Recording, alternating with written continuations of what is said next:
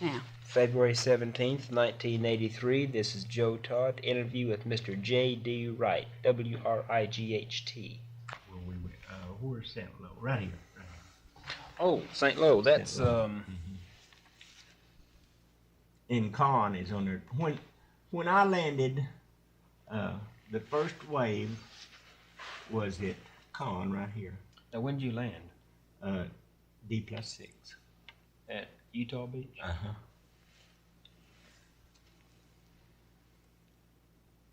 Utah and Omaha was both right in here together. Yeah. And then when I went back to England, yeah, I got it like y'all call R&R. Yeah. After the war was over, I went back, then come back again. But anyway. Now you in the 3rd Army? Uh-huh. What unit in the 3rd Army? 29th Infantry. Well, that was after, no, when I was in the 3rd Army, I was attached to 3rd Army headquarters, Blood and Guts headquarters, 12th Corps. What'd you do with them? Oh, I did mostly courier duty. How often did you see Pat? In military government, I was in military government for a while. How many times did you see Pat? Oh, regular, a lot of times. What was he? First time I ever seen him, he was a whole lot like if you seen Patton on TV. Yeah. A whole lot like that. He was, well, I can just give you one example. We was at,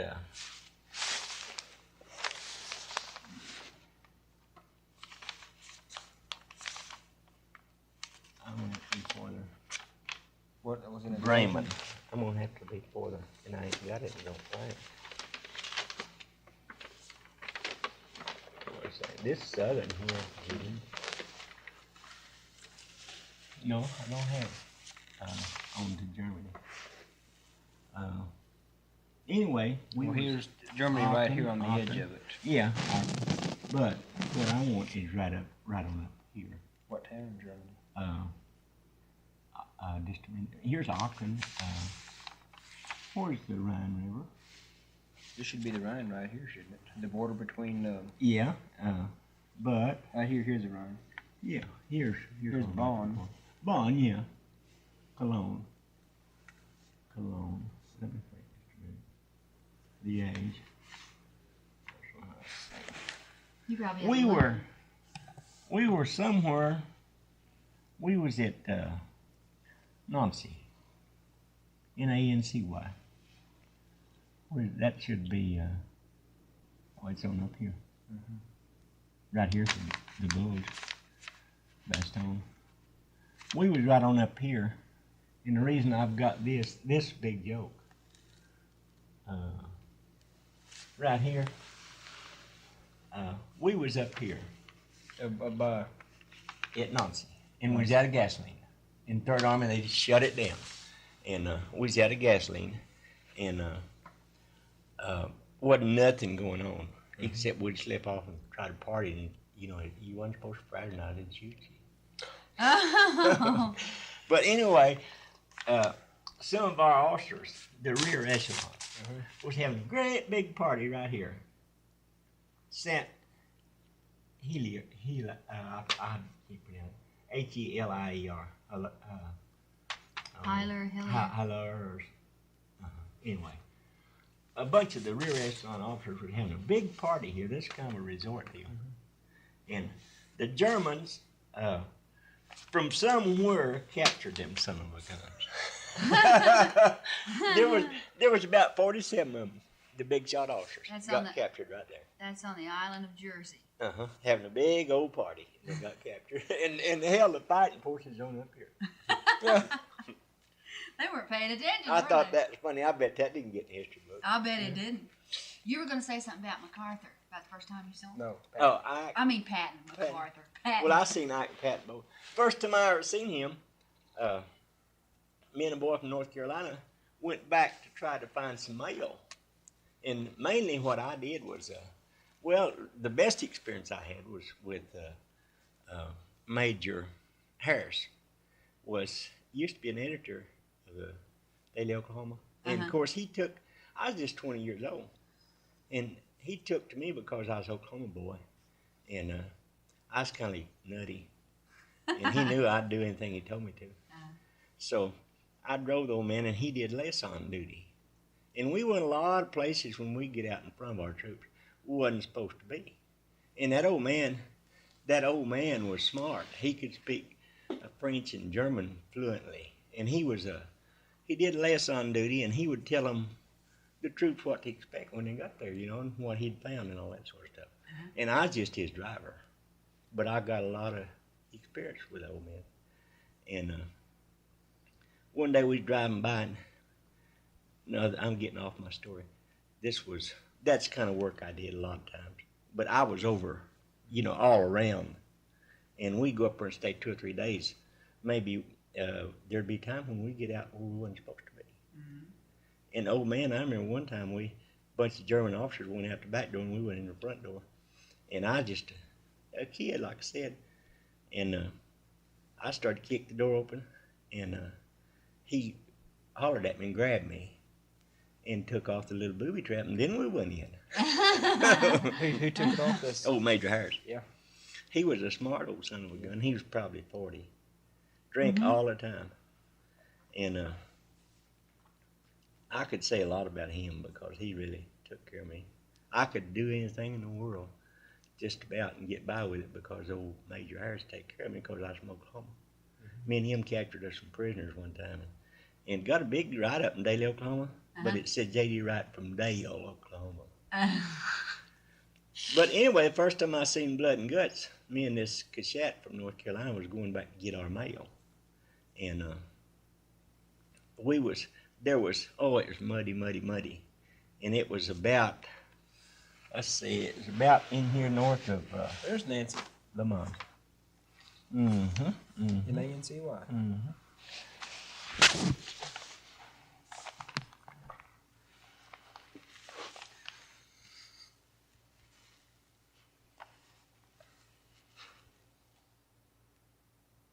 That was Nancy and... I'm looking for Parmesan now. Nancy. I can't help you.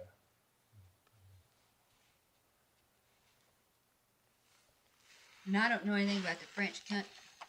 Here's Tinville. I remember I had a real experience there. Here's Luxembourg. That's real interesting. I don't see it. What are you looking for? Say it again, JD. Le Mans. L-E-M-A-N-S. Oh, Le Mans. It should be. Le Mans is close to Paris. Yeah. Here it is, right here. Yeah, Right here. okay. That's where they had the big race. Right. We was right in here somewhere. And it was muddy, and everything just crawling, and it just slime. And it was a hard road, but it was awful muddy. And we was driving probably 25, and it was, you know, as far as you could see, it was military both ways. Yeah. And there wasn't really no fighting, right, you know, at that point. It was just a military troop. And we'd come back down here from up here, cutting our mail. And old Blood and Guts, that's the first time I ever seen him. He was standing up in a Jeep and had the windshield down. We had to have our windshield down and covered up. And the 7th Army on our right, and the 1st Army on our left, they had their tops up.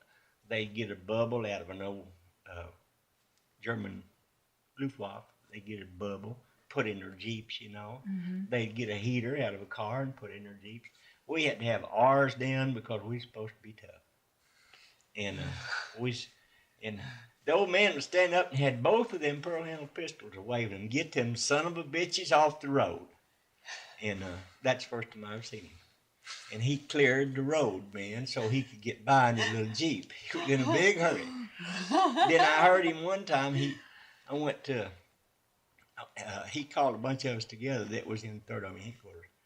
And the convoys was having trouble moving because of the little old stokers. And the little cars over, they had little old, anywhere they could find twigs or something, they'd put it in some kind of little old boiler back there and stoke it up, you know, a little stoker to get power to run. And I guess it's a little old steam car. I know they put coal and wood and stuff. Yeah. But they give us an awful lot of trouble moving, and bicycles and crap like that. Yeah. Horses pulling a cart, or an oxen pulling a cart with a load of sugar beets. Anyway, old Blood and Guts said, run over them son of a bitches. Get out and burn their goddamn house down. And he'd just scream. He'd just scream. Gosh. And we'd we had them old Army 1-ton trailers behind like the GMC, and the 2.5 ton, you know, Jimmy they call him probably still when you was there. Yeah. Anyway, we'd run right up to them, and we got to be pretty good at that, and we'd slap them off with that trailer, and we'd slap them plumb off the road. Them old trailers looked like chili cans. Gosh. Live in the Army. I wish I'd had another map to go with this. Going to the end would have been, I ended up at Bremen, which was up by Hanover and Berlin. Where'd you go to basic? Muskogee, Camp Gruber. Camp Gruber. It was a big camp at that time. But when I went there, it was brand new. When did you go there? What year? I went there 42. It was probably not more than 2 months old when I got there. And there wasn't no boardwalks, or later we had boardwalks, but it was just solid mud. And one time I crawled under a barracks and tied a rope on a guy's feet to drag him up in the barracks. Yeah. He cut his throat with a straight blade, with a safety single blade, star blade, you know, just a single blade. Yeah. He cut his throat from ear to ear. He was from New York, and he couldn't take it in Oklahoma. He Camp Gruber, Oklahoma, in the Cookson Hills. And there was a bunch of them old boys from New York went over the hill. I had some good experiences. I was in the military government, and of course I was just a peon, you know, but I did see what was happening. We'd go to the burgomaster when we wanted something. And What's a burgomaster? that's the mayor in German. And we get what we wanted. And we'd take over, we'd look and we'd find some old hotel that hadn't been bombed too much. And maybe the top story knocked off or something. And if it had a wine cellar, and everything had a wine cellar, that's when I started my heavy drinking. Oh. If it had a wine cellar and one good floor, we took it. And we took, we'd find, another good deal for us was we'd find American Red Cross. And when the Germans left, we'd find captured stuff that they had got that was supposed to have been for the American Red Cross for the troops. And we found all kind of fresh meat. We had big steaks. It didn't last long. That just, you know, now and then I do remember them part. And Ream champagne is the best champagne in the world. And we had a truck full of it. Oh, God. You could go to the storeroom and get all the booze you wanted after we got in France and in Germany. And the Americans would never won that war. I mean, we'd never got where we went if we hadn't had a little booze. a lot of booze. Yeah. Oh, shit. How long were you at Camp Gruber? Let me think a minute. That's where I was military police. I was there took basic, and I was there about 13 months. I don't know exactly. What did you live in? They have tents or regular wooden barracks? No, we had regular wooden barracks by then. How many troops were at Camp Gruber? There was 45,000 when I was there. When I first went there, Wow. yeah, 45,000. And that was a bunch. Supporting troops and all kind of ordnance and that little whack pen. That's the first whack I ever saw. She was in the ordnance, the reason I thought about that. And she's supposed to be a mechanic. And I was supposed to teach her how to drive a truck on the obstacle course. And I taught her all I knew. Bet you did, JD. What'd you do as the military police? Well, I tell you what, I told you I had some good experiences. I was on the Wright squad. And at that time, Muskogee, they was expecting a uprising, the blacks, and a lot of blacks in Muskogee. A lot of Muskogee was restricted. And I was on the Wright squad. And I'd stay at the city police station and work with the city police. And if we'd go, every call we went on, we expected, and we carried riot guns and tear gas. And most of it was just, I keep thinking about one I went on. They thought this was going to be horrible, and it worked out just great. But I went on this with a city policeman, and there was a sergeant involved. And so I went to the door and started the door. And there's a man met me and said, "That son of a bitch in there in bed with my wife." And I said, "Won't you get him out?" He said, "That's your job." And he was a railroad man, and he missed his train deliberately because he thought he was a little hanky-panky. He come back, and this sergeant was in bed with his wife. Neither one of them bothered to get up out of the bed. They'd had a drink or two or three, and they told him to go to hell. He's just kind of interfering with them. And so he went to neighbors and called the military police. And I went inside, and that sergeant was pretty drunk. And I said, "Hey, get out of there. You got to be crazy. It's one of the men didn't shoot you." And I started to kind of tell him, all I was going to do, I couldn't do nothing except take him to the bus station if he wanted to go. Because he hadn't done nothing, as far as I was concerned. And "Hell, you got to be crazy." And he said, he won't do nothing. He wasn't a bit scared. But that was one of the kind of duties that I... Digging sergeants out of other people's beds. And then we did have several. I remember one time I was supposed to unload the bus. It was full of... Well, there was still a Jim Crow law in Oklahoma. And I had trouble for a while. They had civilian drivers. It was 21 miles around that campground. From the main gate around the campground was 21 miles. And the parade ground there was 2.5 miles long. I'm telling you this to tell you that it was a big camp. Yeah. Camp Gruber. Mm-hmm. And over on the backside, we had a bunch of jackass artillery. And sure enough, they had trained them for the Aleutian Islands. And they was going to use them some in Italy, in the mountains. And they had mules. And they was from Mississippi and Georgia. On the backside of the camp. Then we had the K9, and I was also in the K9 later after I quit driving this bus. Had to take basic with the dog. And I was going to the Pacific. My little dog, Pepper, died. So I didn't have to go. I went to Europe. But anyway, I was glad old Pepper died because I don't like it. But anyway, they'd rather I'd died than Pepper because they had to fill out more papers on him. It was 21 miles around this. And I would drive. They had so many, they get back here and they'd have trouble with these blacks from New York. Yeah. They was all back in here.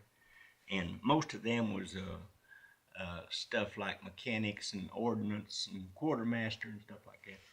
And then, how stupid can you be? This is Oklahoma back in 1942.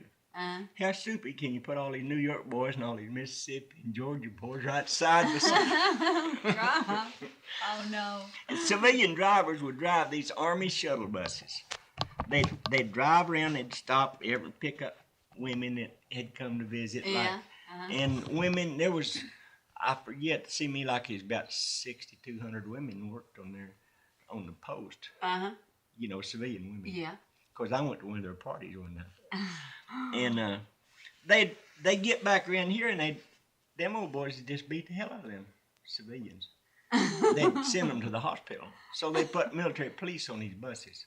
And I drove a bus. And there was a Jim Crow law. What's a Jim Crow law? Well, I'm surprised you didn't know. Judy, tell him. Well, I'm not sure I know, J.D. I tell you what, the Jim Crow law, the county courthouse in Shawnee, the water fountains are still there. And in the old Woolworth building, when it closed, the water fountain's still there. It said colored where the on one separation. White on another. That's part of Jim Crow. Okay, the Jim Crow law stated that they said colored. They didn't say niggers. The colored had to ride in the back of the train or the back of the bus. And each bus, and it had the Jim Crow law. I never did read it, but it had the Jim Crow law on the back of that bus. And then it had a little old deal and said colored only. And there was 1, 2, 3, 4, 5, 6, 7, 8. 8 people, 8 black people could ride in that bus. And that one was a 40-passenger bus. And the other 32 was white. And we had to enforce that law, and I had trouble with New York black boys. Because I didn't make the law. Are you sure? And I didn't agree with it. But I'd drive over here to stop, and they'd try to load the whole bus, with blacks. Well, I couldn't let but 8 of them go. The other 8's got to catch another bus. But they did. They'd load that whole bus several times. Did it my job to get them out there. And boy, I tell you what, I had to be careful to not start a riot because there was a bunch of Mississippi and Georgia boys waiting to ride that bus too. And I had problems there. But one night when I was at Muskogee, I was working the bus depot. And I was supposed to load the bus with 8 and the rest of them. Well, then it would be the back 2 rows of seats, whatever, but these were big buses. They'd take them to the front gate, and then they had to stop. And then they'd ride the shuttle bus. But anyway, I was in Muskogee at the bus station loading buses, and the black boys stormed it. And it was Saturday night, and everybody was drunk, and curfew was midnight. And it was after midnight, of course, because they stayed out a little bit after curfew, hoping they'd get by with it. It's more like 1 o'clock. But they had a bus loaded, and I couldn't unload them. And no boy working with me was from 1-8, Benny A. Miller. And he was about half drunk. And I was always sober when I was on duty. And he was about half drunk. And he said, let me unload them. So he said, go open the emergency door. And I went and opened that door, and he went there and started cracking heads. He unloaded them some guns, too. But that was some of the kind of stuff. I had a lot of friends in the infantry and the artillery and tank destroyers, because I'd say, I didn't make these damn laws. And I'd wear my nightstick, I'd undo my belt and put my nightstick on and I couldn't have got it if I'd wanted to, but I still had 45. And I never did, well, I cracked one guy from New York with the barrel of my pistol. I couldn't get to a stick, so I just used my pistol barrel. And I didn't like it. So I got first opportunity, I got out and I didn't like it bad enough, and I went to the infantry. But I felt better about it because one night I took my cap off. We had a green and orange braid, and I was in the PX. And I was off duty. And old boy from artillery had a red braid, and I had a green and gold braid.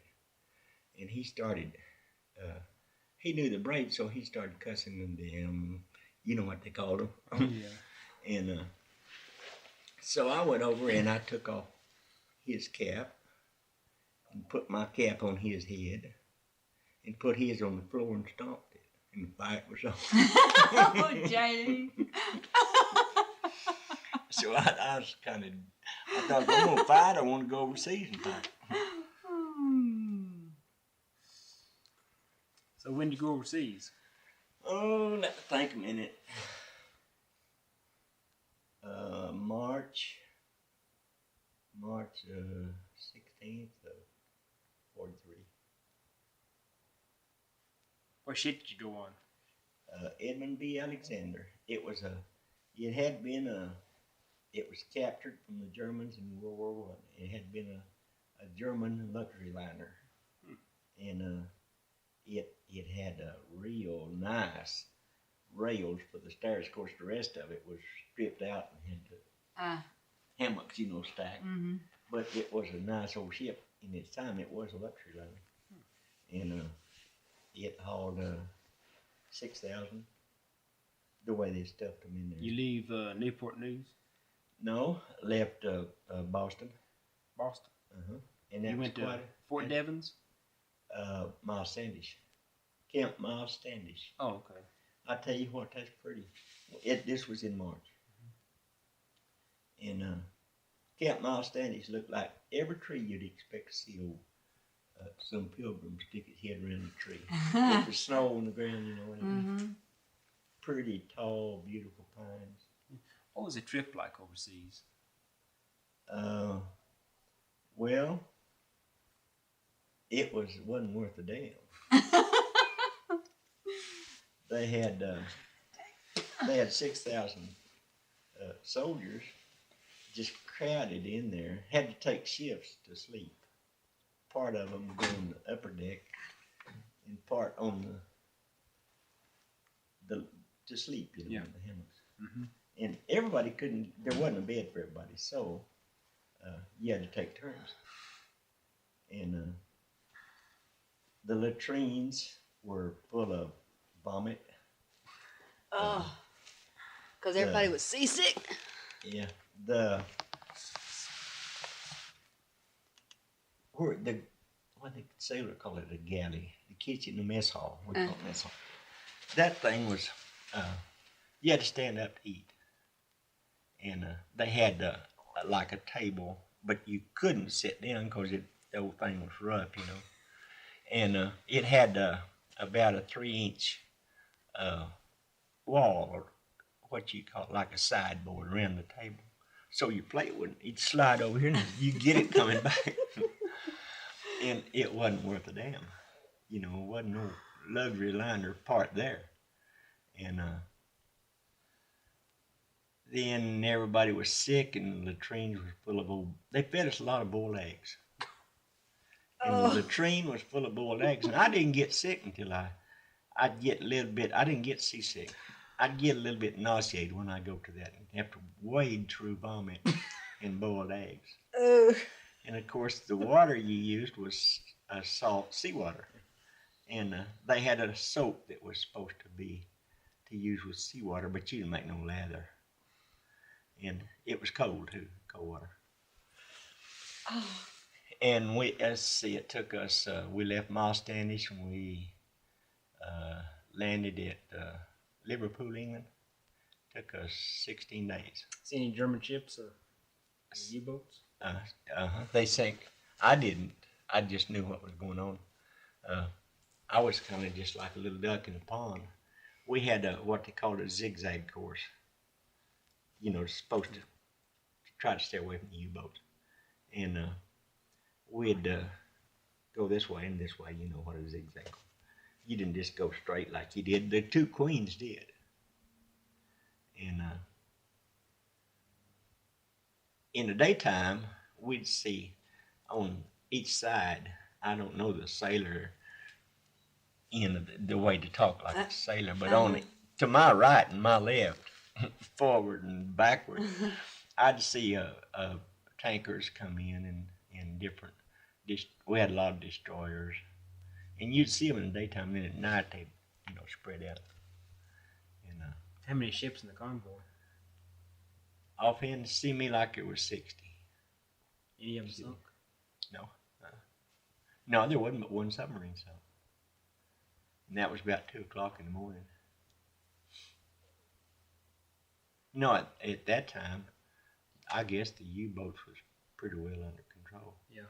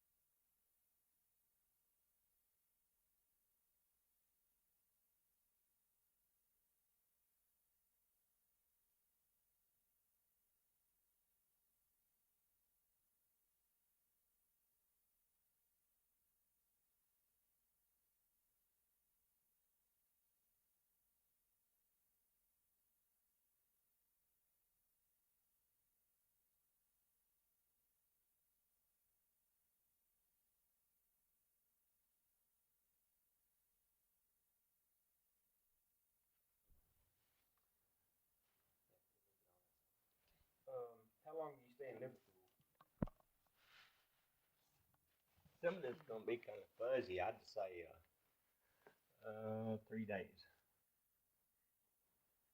I think about 3 or 4 days. Mm-hmm. Yeah. Where'd you go from there? Went from Liverpool to Birmingham.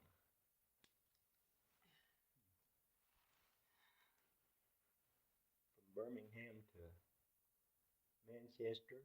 From Manchester to Southampton. And we left Southampton across the channel. Traveled by train? We traveled by truck.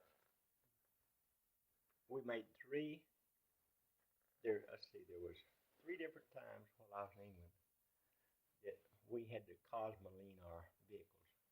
You covered everything with this, Joe knows what cosmoline, and probably you do too, but anyway, we had a little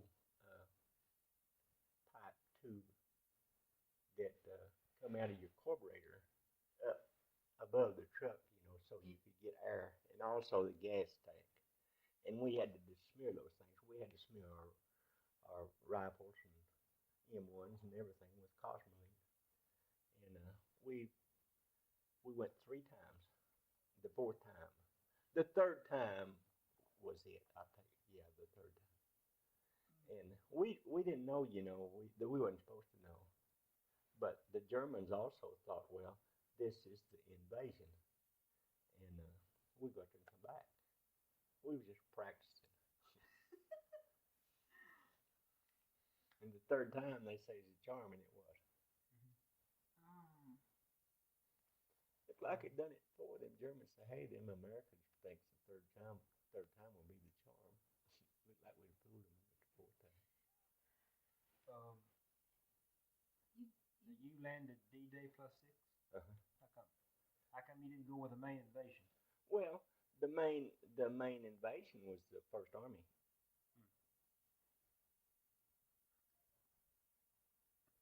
The First Army went in on the invasion. That's June 6th, 44. You go on LST? Yeah.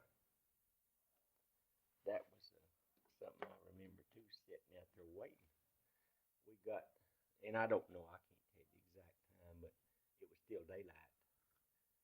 And I thought, well, I didn't know. I just dumb and just like a bunch of cattle.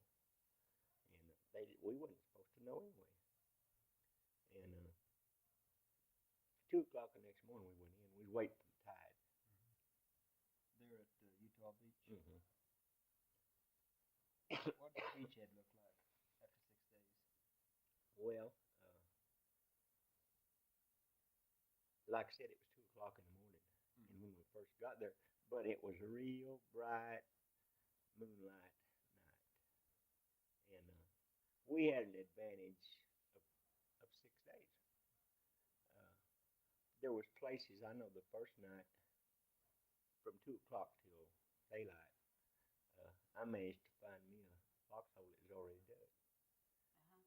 And sometimes that was a bad thing, but my first day, I was dumb. They told us, but I was young. And but I had me a ready-made foxhole, so I used that son of a gun. It didn't happen to be nothing at the bottom of it. That's good. I think a lot of times there had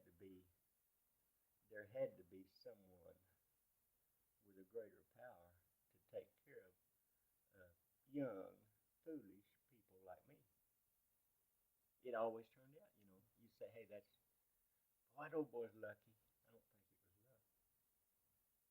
Mm-hmm. That's right. How many, lots of, vehicles in the beachhead? Pardon? Lots of vehicles in the beachhead? Oh, yeah. Wrecked ship? Yeah. Something else you might be interested in, too. On the beachhead, it really looked like a forest of poles set. And that was to keep the gliders. They didn't know how we was going to invade.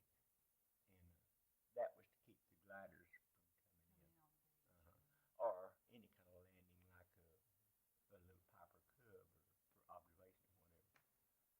but it just looked, you know, there's poles set everywhere. Also, they didn't know where we were going to invade.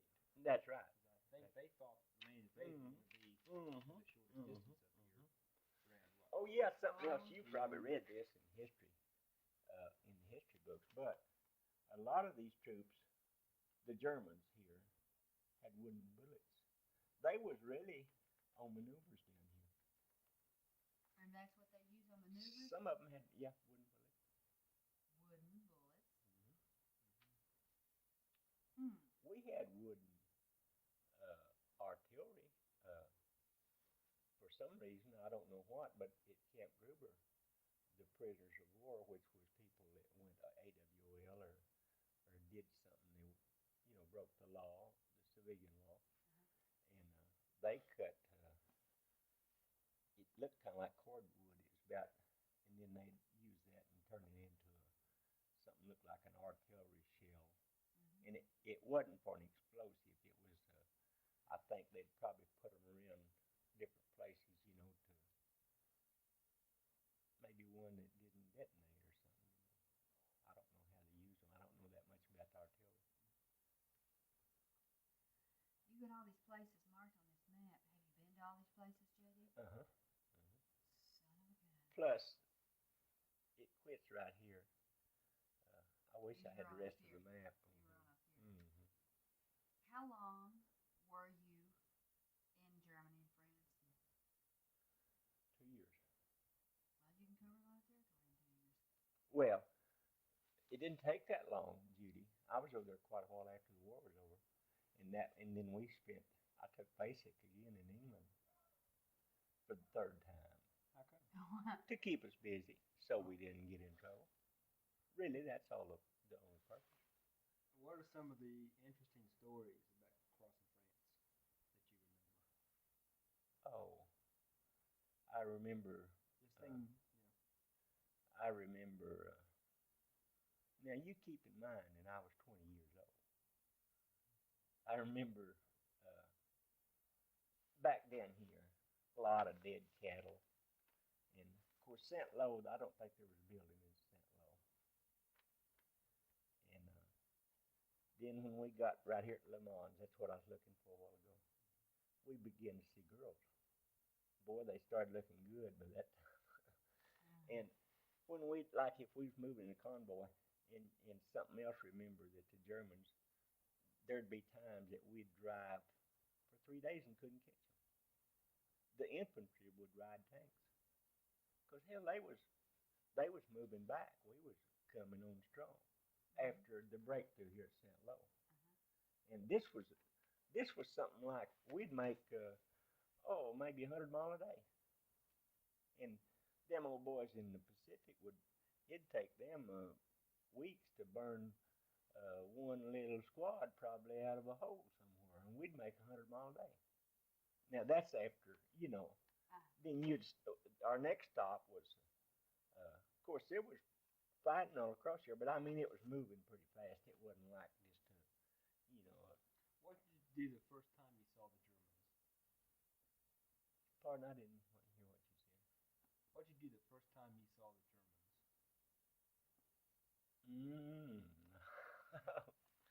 I think I probably got a little madder. Is that St. Lo? Yeah. No, I'll back up on that. It was Orleans. Did you find Orleans? Right here. Right here. It was Orleans.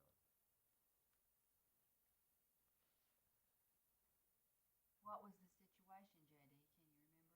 Can you remember, or do you want to? I don't want to. Well, it's I'm sure it will be in the history book. There was 20,000 troops.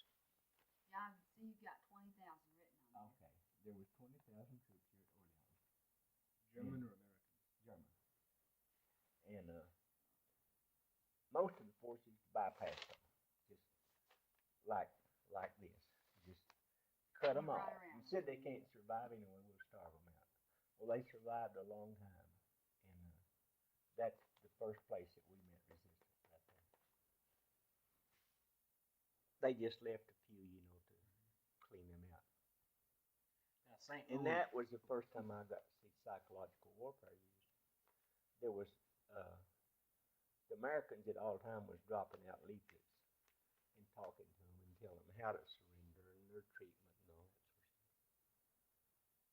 But what we hated most was them old long tail coats and them crazy, ignorant looking helmets, and they probably thought that about ours. But we was actually brainwashed kids to think, you know, to find something that we didn't like. And right away, later, I found some of them that was prisoners of war that I liked. They had on the American fatigues with a PW on it, and some of them spoke pretty good English. And they was just like me. They was an ignorant kid that somebody said, hey, you've got to fight a war. And I learned to like some of them later. But at that time, we wasn't supposed to like them. We supposed, we were brainwashed, really. We think that the Germans had good propaganda. Well, they didn't have any better than we did.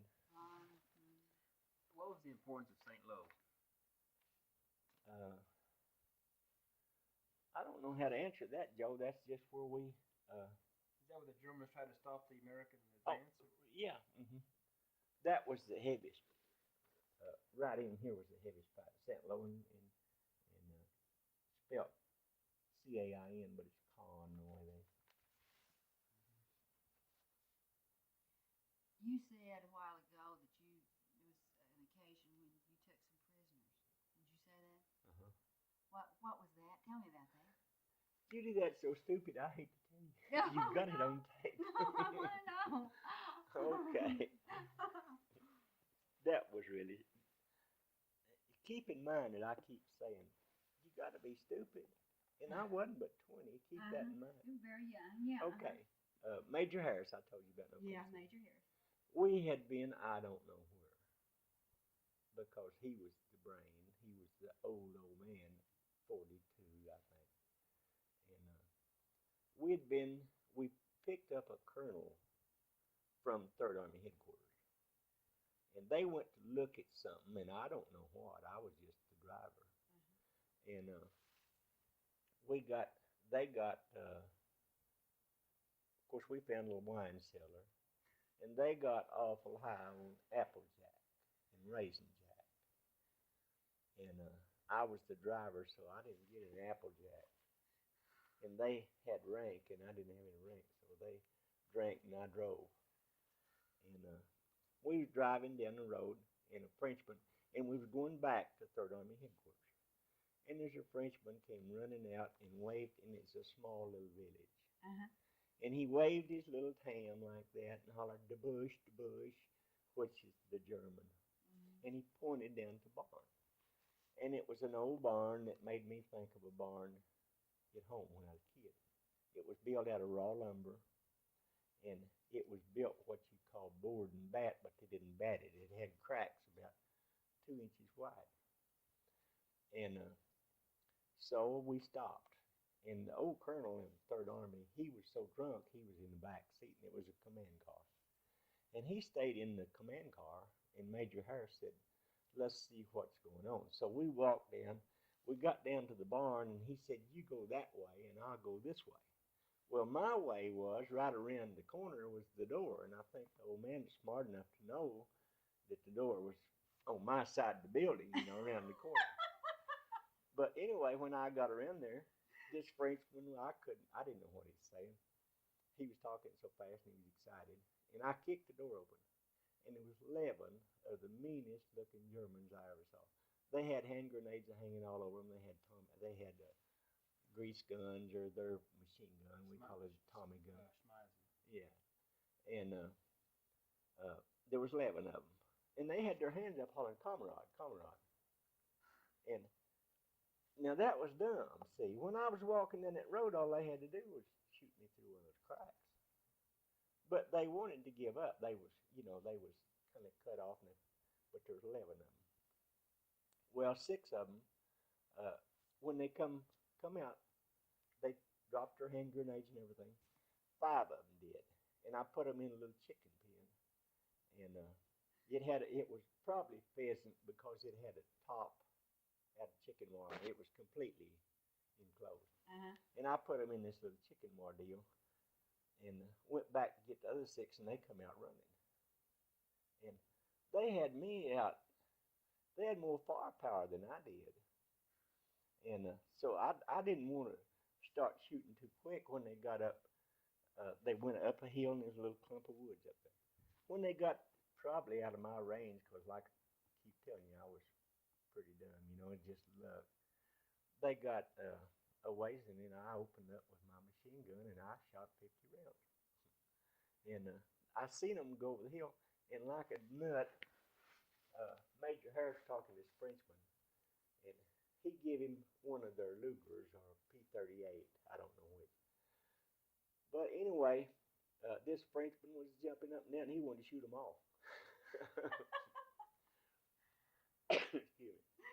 And so I jumped in this old command car, and the old colonel was still in the back, passed out. And I drove around, went down, it's kind of like a section line, and I drove up on top of the hill to that clump of wood. Now that was done because they still had their, they were still armed. And I got up there, and they wasn't there. And they was down, there was another little old down the hill a little ways, there was a clump of grass. And so I got up in that old command car, and of course it didn't have the top up. And I had a scabbard for you, Tommy. I got my Tommy gun, and I pretended, this was going through my mind now, they'll think I've got a 50 caliber machine gun. So I pretended I was setting up a tripod, and they stuck their hands up and hollered, "Comrade," and that time they come out. So we took those 11 down. I mean, those 6, which made 11. And we hadn't been there but, 4 or 5 minutes, and we was going to put them in the chicken pen and let the Frenchman take care of them because we had other things to do. And he took care of them. He'd probably shot them. But anyway, there was a truck came by, and it was loaded with black boys, colored boys. And Major Harris stopped them, and they all was from the quartermaster. And he told them to take these prisoners on into 3rd Army headquarters. And there was a bunch of our soldiers standing up in the back of the truck, and they wasn't armed. You know, they was in quartermaster, but neither were the Germans. So he loaded them in there with them black boys and said, "Take them 3rd Army headquarters." And I thought that's kind of funny. They didn't much like their passengers. I don't imagine. Whereabouts did that take place, Judy? I don't really know, Judy. I really don't know. It was, let me get my glasses and see if I can, maybe something will come back to me. I don't really know.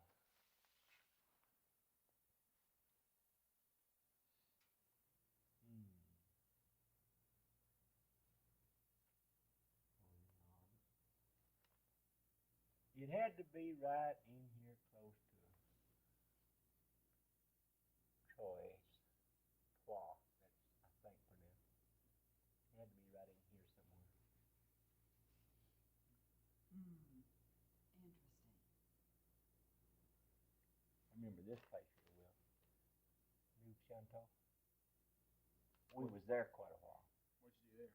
Oh, I went pheasant hunting, and we was the officers in a big chateau, and we was enlisted men were up on the hill in a clump of woods, and we was waiting orders to move on, and we was there probably about 10 days, and the guy from Arkansas, Harley Flannery, and myself, and there was this boy from North Carolina I talked about, and a lot of them was from New York boys. And old Harley said, "Let's go hunting." And I said, "What are we going hunting?" He said, "Hell, I don't know, squirrel, deer, anything we can find." And we really wanted to kill a deer and cook it for the New York boys. Well, we killed a bunch of squirrel, and we seen some pheasant, and they run in a Frenchman chicken pen, and I opened fire on them with a Tommy gun. And I killed some pheasant, and I also killed some chicken. God, Judy. We had us quite a little party there. That didn't go bad with that cream champagne and chicken and pheasant. I imagine it didn't. Squirrel and champagne. That's quite a meal. The pheasant sounds better. You said that you went to Bastogne. Yeah. Tell us about going to Bastogne, the patent.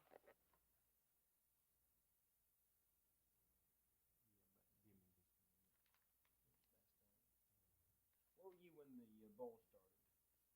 Well, I was at, I hope we can find it now. Right here, Kaiser Slaughter. Okay. This Major Harris I told you about, they woke us up at 2 o'clock in the morning. And keep in mind, the battered bastards of Bastogne wasn't us, it was the airborne paratroopers. And they woke us up at 2 o'clock in the morning. And the first we knew about, you know.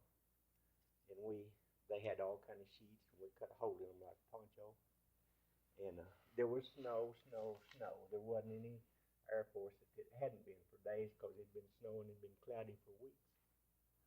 And this was right near Christmas, just a few days before Christmas. And we painted all of our trucks with lime white. We wore those white sheets. And then I left before Major Harris. And once again, I said, I didn't know where I was going. He said, let's go.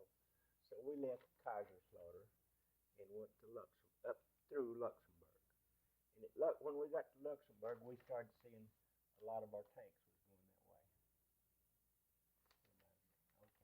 When we got right in here, we began to see a lot of our tanks. And some of those would have a tree like 18 inches in diameter, 12 to 18 inches, chained to the front of their tank, you know, like for camouflage purposes. In the snow. And I also remember what really stirred us up good, I guess, everybody that went to the Battle of the Bush. They lined up 28 medics, and you may remember this in history, and shot them, you know, and medics with their armbands on, and shot them in the snow. And they shouldn't have done that because it made everybody mad as hell. Yeah, that's one big mistake. They just lined them up and just shot them.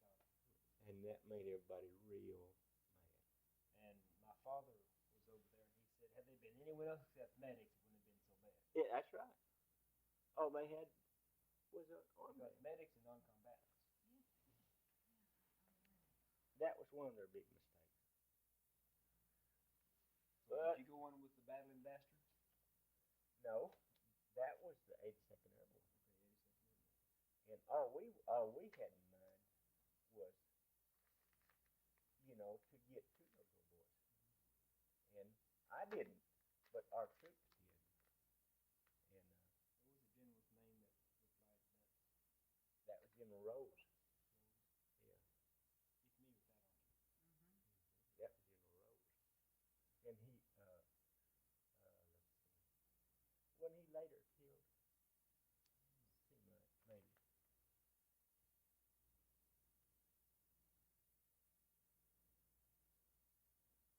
The 3 towns that I saw that looked like, you know, was impossible to ever rebuild was, of course, St. Lo and Con and Okla. Right there was one of them. That's probably the worst I saw, Okla. And that was right after the Bush. I mean, it was flat. What happened at Okla? It would just happen to be another, you know, like any war, there's important battles, and that was one of them right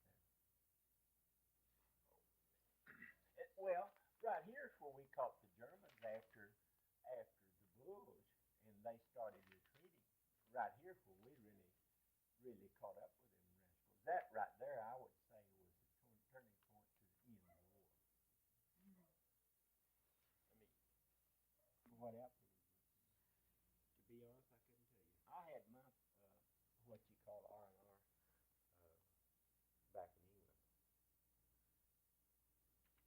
was a machine gun on a half track. I bet she was with the Second Armored, Hell on Wheels. I was around them a lot. Well, they were St. You Louis. was talking about that First Cavalry a while ago. That First Cavalry patch. I remember them right here. There was 5 o'clock p.m. And at that time, the climate there was a lot like Oklahoma. You'd think, it'd get dark about the same. Seemed like it did. Anyway, this was 5 o'clock was not too long before dark, and that was curfew. And the First Cavalry, of course, they were Third Army, blood and guts. And the First Cavalry drove up and down the streets. And there's a river right here that we was trying to cross. Well, it's the Rhine. And the First Cavalry drive up and down the streets and spray them with those Jesse James. It had 2 50-caliber machine guns. And I mean to tell you that 5 o'clock meant curfew. I've heard the. You better be inside. The 95th. Mets. Yeah. The reserves in That's- Oklahoma are called the Iron Men of Mets. Okay. That right there is, that was the most fortified town that I saw on my whole trip. How was it fortified? Well, when you go into town, it makes me think of Albuquerque, New Mexico. When you go into town, there's mountains on both sides. And all of these, on each side, you're down here in the valley. And on each side of those mountains was, the Germans had machine guns galore. It was, and they was up looking down at you. And right there is where Patton ran out of gas. We had I think the reason I said it so quick. Right. That's where they run out of gas right there. And pretty shortly after that, at that time, if they'd started the Battle of the Bulge, and there couldn't have been, I don't think, more than 3 weeks difference. If the Germans had made this push right here 3 weeks earlier, we would have been out of gas. And I say again, I don't even think our military brass was that smart. We was just awful lucky because the intelligence, the Germans didn't know, and we didn't know that they knew we was out of gas right here at Mets. And if they could have done this bulge 3 weeks earlier, I don't know what would happen.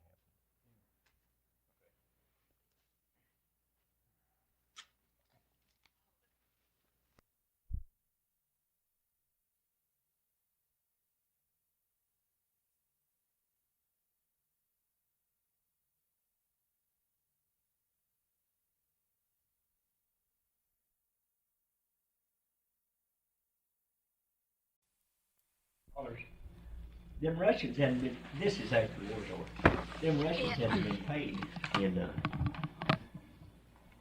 several years. And they got paid, and they'd pay $1,200 for a regular PX watch. It cost about $14. And $100 for a carton of cigarettes at Hanover in Berlin. This is after the war. My word. And that's about the only thing I ever black marketed was cigarettes. People standing back here, standing in line, especially on the West Coast. There'd be a line that looked like they was queuing up to go to the movie. They was trying to get a pack of cigarettes, and I had more cigarettes than they did.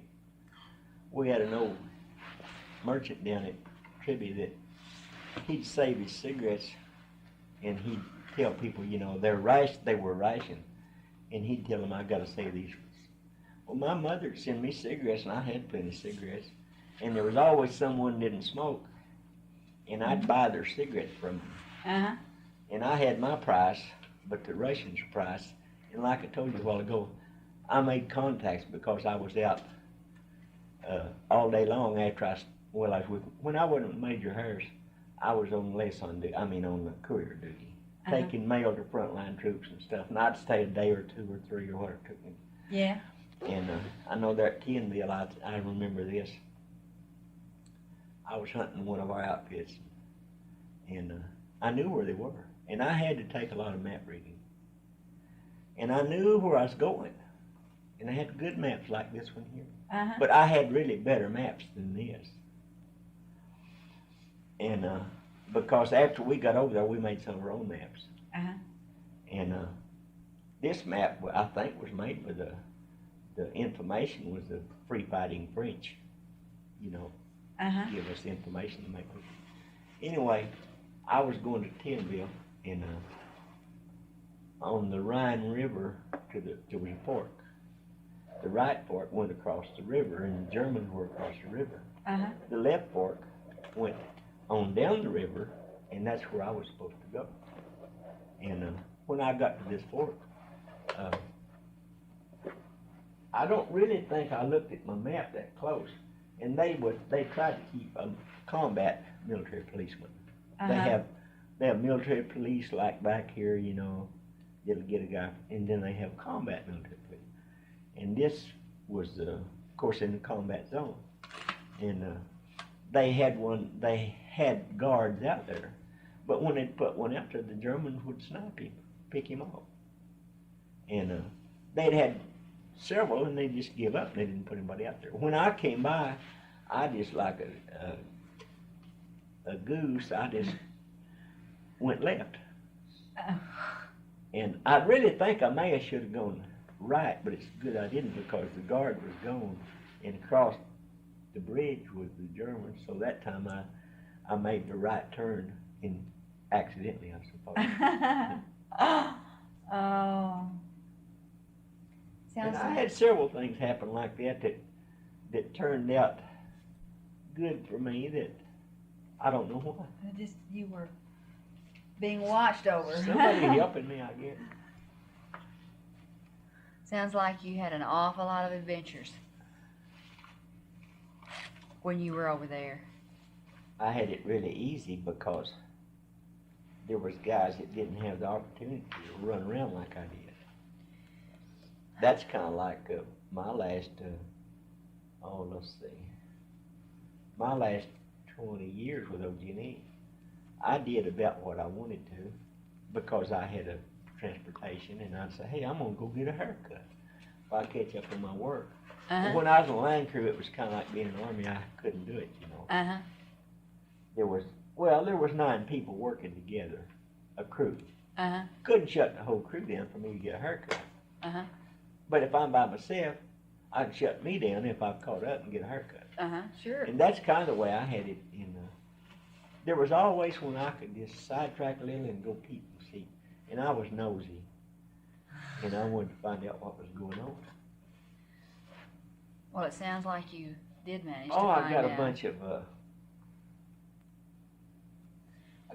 pictures I'll show Joe. Where were you when the war ended? I was at Bremen. At Bremen. Oh, there's some soldiers. Are those Richards buddies? Yeah, that's mine. I think. I have to see those. Oh, that's our basketball team. There's Jack Roberts, the coach. Yeah. Right here's me when I was a kid. That's in Tribby, huh? We had a pretty doggone good basketball team. This boy right here later played professional basketball. This was our Jack Roberts that we're going to see. Yeah, the superintendent, yeah. He was the coach.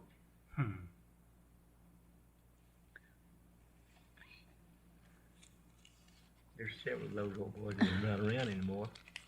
Now this looks like it was probably one of yours, JD. It is.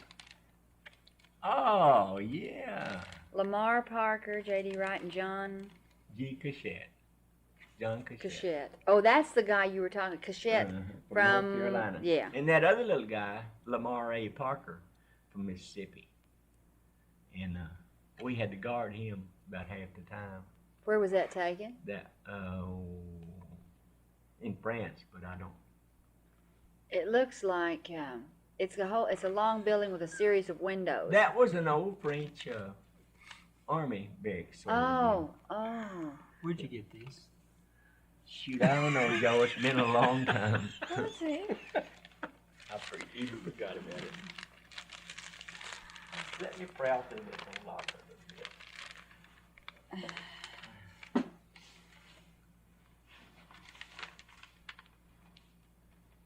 Here's my army discharge, by golly.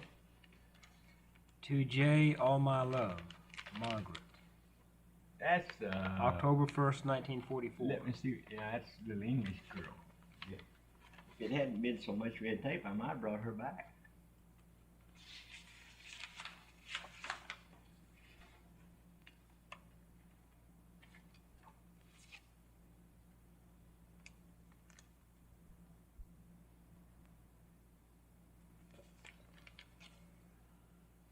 Here's a picture of you in uniform. Yeah, that was at Muskogee. Camp Gruber.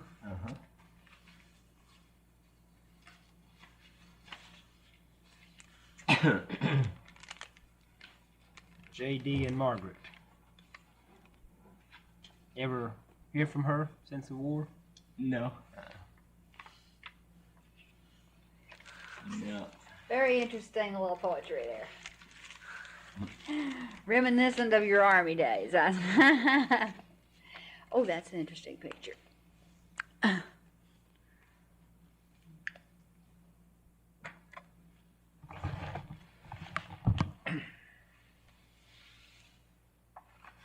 Just don't have a lot to do with that. Yeah, That JD was when I very young when that was taken. That was when I first went to work. They had me with them too long. I still in line crew. Oh, yeah, JD.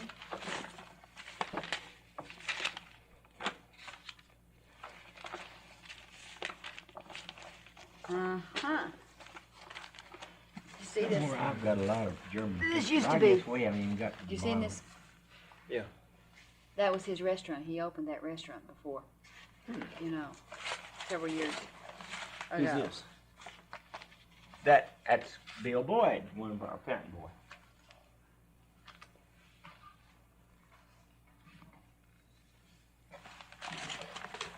Oh, let me see what we've got down here.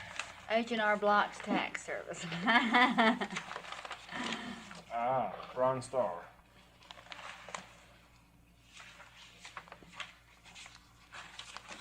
Never got a Bronze Star. Here's some German pictures. Oh.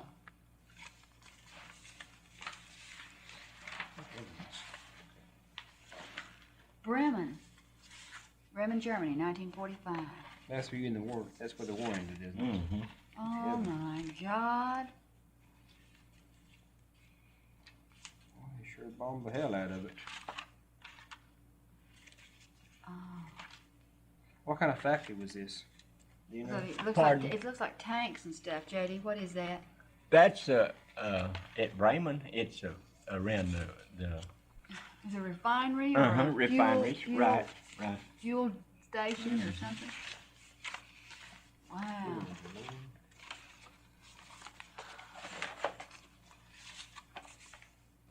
Can we make copies of these? Oh yeah. Mm-hmm. We have our photographer. huh?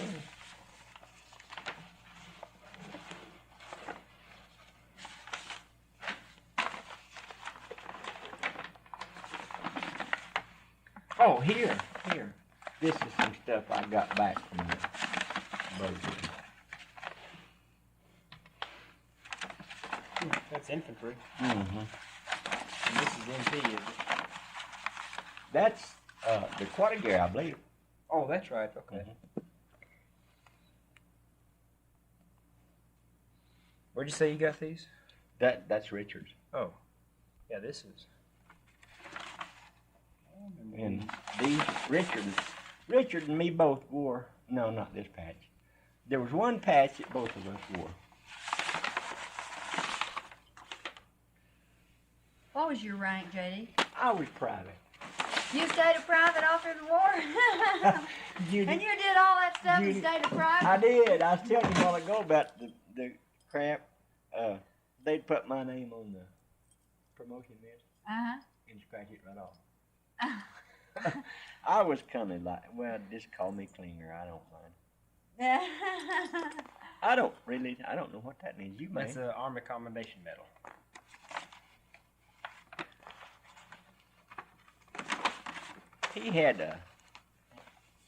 He lost his uniform when we got burglarized. That's what this is right here. This is some of the stuff that we were supposed. Well, his uniform. We got back an Army uniform. I didn't even look at it. I just thought, well, it's Army uniform. And I brought it home, and he got to laughing. He put that on. That's what my mother had to hang in her window while I was gone. Service flag. Blue star. You right there's just a kid. Bet's funeral home? Ain't that nice? They're just a kid. That's when I first went in. Look at that.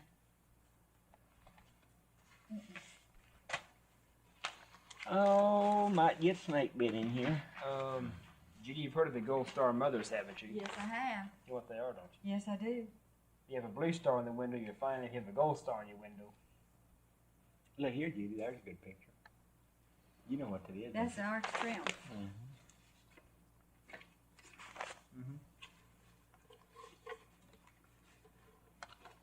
There's checks there. That's the Opera House in France. That one was out of focus. Looks like bunches of faces. That's German troops. I've got some good ones if I run across them. My God, it is. Oh, I'm sorry. It is German troops. Look. It's out of focus, but look. Too bad it's out of focus. It's an interesting picture. Oh, here. I got this. 2 days before we got off, we didn't know where we was going. And I got this right here. Short guide to Great Britain. I'll never forget my first visit to a pub. Them damn Englishmen, I thought I knew English. I couldn't understand them. They'd say tuppence halfpenny, and I'd just get my money out and let them get me going, for a beer. Tuppence halfpenny. What is this? What's going on there? That was a bunch of guys goofing around when we didn't. Where were you when that was taken? This after the war. We was. I can tell you. I know exactly. We was at Bad Nuremberg. Nuremberg? Mm-hmm. Was that during the war trial? This was before the war trials and after the. Right here's a Luftwaffe. So it's going back. A crashed German plane. Are you in this photo? Pardon? Are you in that picture? Yeah, I think. German plane. Yeah. Mm-hmm. Which one are you? This old boy right here in the middle is that John Jeekly chap from North Carolina, and this is me right here. This little English Is this girl. you being a driver? Uh-huh. There he is driving this. And that was my girlfriend back here, Helen's. Turned out to be Helen's buddy. That's her name on that truck. Oh, I see.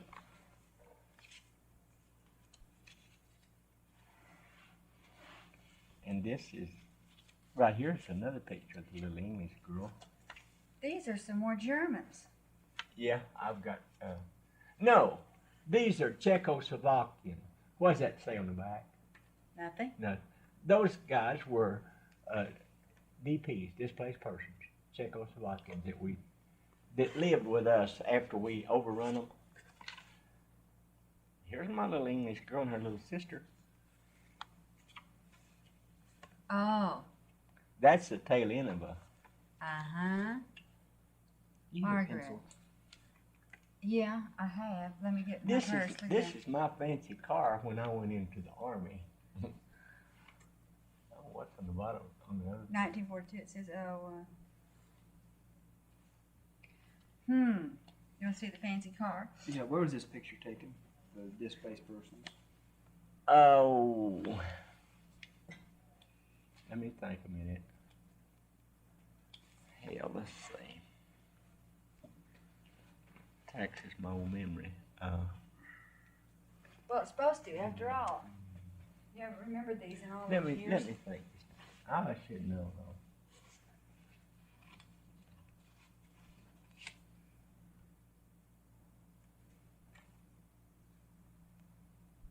There's no picture when I had some hair.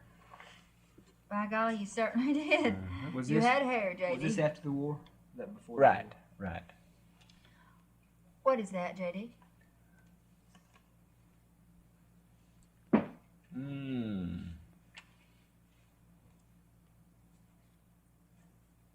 If this is made in Paris. If we could go back to that bracelet, I might could tell you, but I don't really know. When was that taken? When you were driving? What'd you say? When? Yeah, where? Where was it taken?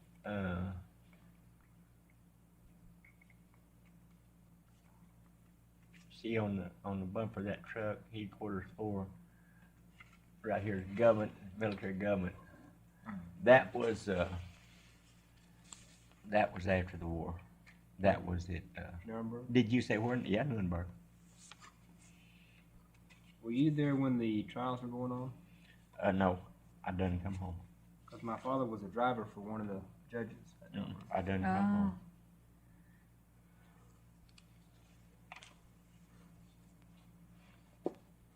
You remember either one of those pictures?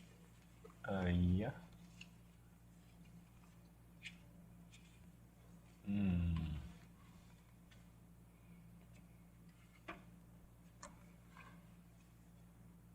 No, really don't, Judy. That's the countryside in Germany. And The this one- house looks like it's tilted. And this is probably the camera. No. No, it's not the camera. It does look like it, right? Sure does. It looks like it's sinking into the ground or something. I would imagine it's still the house is straight and the rest of it's crooked. I'd say that was the case. Oh. Oh, I know why I took this. Is this some more of your displaced personnel? No, that's German. That's See, I German. can't even tell the enemy. Oh, that's fascinating. Look at it. Where do you know where that was taken? I got some good ones. Did y'all see Winds of War? Did you see that? Mm-hmm. I started to dig the other night, and I thought I don't want to get started digging in that. Are these Jenny, captured this photos? still made Nuremberg. Pardon? Are these captured photos? No. I got them out of I looted Okay. Looted a what? somebody's house. Oh. SS Trooper's house. Hey.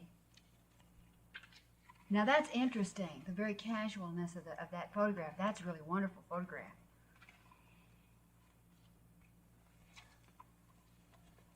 Oh, and the baby.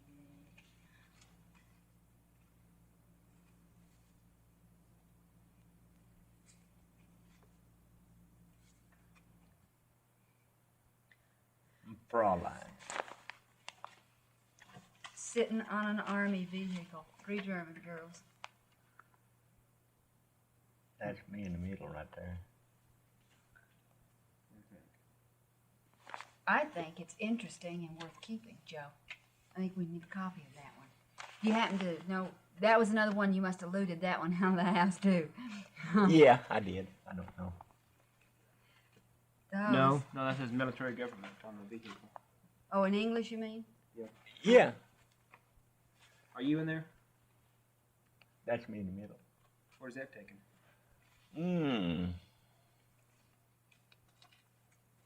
Just take a minute. I really can't tell you. I really can't tell you.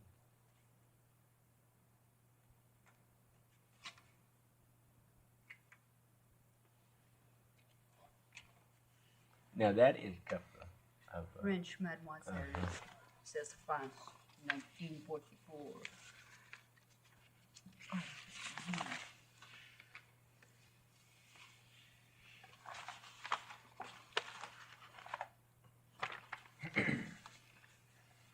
Look interesting little bed. Anne Hathaway's cottage. Oh, you know who she was, though. Yes, I know who Anne Hathaway. I wasn't a theater major for years for nothing, you know. That's nice. Beautiful cottage. Lovely bed. Gee, are you putting anything in here? We haven't been over here yet, have we? Now, all I did was lay those Put right them here. over here and then I'll... Okay. There. I want to see that. Okay. Creamed honey. Blackwell's creamed. You saving that lid for something? I don't really know what that is. Sophie. This is Sophie. Sofa made, yeah. This She was a Polak. Sophie. I think maybe on the back of that.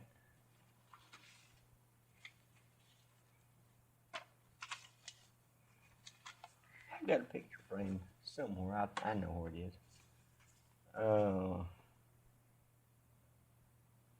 It's German, looks like. German helmets. Right, here's that old place where we've been taking those pictures, and that's French. Yeah, that's French German camp. stack rifles. That's German stack rifles. Well, now, what conditions? Now, there's some people over here in the background. What conditions do that prevail? I mean, I'm sure they're from the, that home. they were captured, or is that what the way they do them before they disperse them, or? Oh, Because it's from the SS home. oh, I think that's terrific. Wonderful pictures. Boy, you got lots of pictures of girls in here. Here's a guy. Well, that was a pastime, you know. Oh, I see. Right here was a bunch of characters. There's some that reamed champagne I was telling you about. That's Helen's brother-in-law. Uh-huh. He's dead. He's younger than me, but he's done passed on. Well, Oh, here's something I'm going to let you read. Now this is I haven't read it, but I'm going to let you read it. I'm going to let you read it because of the handwriting, not any other reason, Judy. Hewitt and Fraulein. Can you Oh, tell okay. that? Can you tell that's German? I mean English handwriting. Yeah. That's English. She wrote good, but she wrote like an Englishman. Who's that? You want me to read this on Dave? Go ahead. My own dearest Jay. She has lots of X's here. You are playing patience with Pat and have just started by saying all hearts, remember? You know you're not helping me very... Patience, yeah. Go ahead. You know you're not helping me very much with this letter. I could say what I want to say to you right here, but I have to sit down and start writing a letter that you may not get for 2 weeks. I guess it will read pretty silly then, but it will make you remember now. Marnie just told me to tell you she hopes you will soon get a leave and that you have a standing invitation I did. I went back. to visit here whenever you are in England. I'm going to be lonesome without you, Jay, but I'll write to you when you go back. I love you, darling, Margaret. Lots of kisses at the end. That's a lovely letter, J.D. You had lots of friends over there, didn't you? I had one or two. Judy, see if you notice anything. Well, I don't know if you're a military historian or not, but look at that photo. Can you tell anything about that? There's an 88. Oh, these are marvelous photos. Can I tell anything about this? Look at the helmets. They've got on the outside. Is that early? That's World War I helmets. Yeah, I was going to say, okay. That's They're beautiful. called Frankenstein bolts. That's what we call them. And this must have been another one that you picked up there. It was. Look at that one. Yeah. Can you identify the man, maybe? No. Is it possible? Don't look at me. He's an officer. Certainly is. I just wondered if, He's an SS officer. isn't it? I just think those are wonderful, J.D. See the thing on his cap underneath the swastika, the eagle and swastika? Yes, That's yes. the SS That's death head. the SS, huh? Those are wonderful pictures. They had the skull and Oh. crossbones. That was there. Oh. I've got some better ones. I've got some dandies. Oh, you gonna show them to us? Yeah. Oh, wonderful. When we get there. Okay. Here's another one you might want to take. Oh, oh I yeah. got these from no German in this was made in 1938. 38. Bremen. I'm pretty sure he told me. Were you at Remagen? Not if, how you spell it? I don't. Missouri Remagan. That's where they had the big Remagen bridgehead. Is that some of that Ream champagne? Yeah, yeah. What is that? Here's another one. Mac. U.S. Army in action. Bremerhaven Port. Now, my uncle went to Bremerhaven a couple of years ago. What year was that taken? You know? Judy, what year that was taken at Bremerhaven? I don't know. I sure don't. There's Helen's France, girlfriend. 44.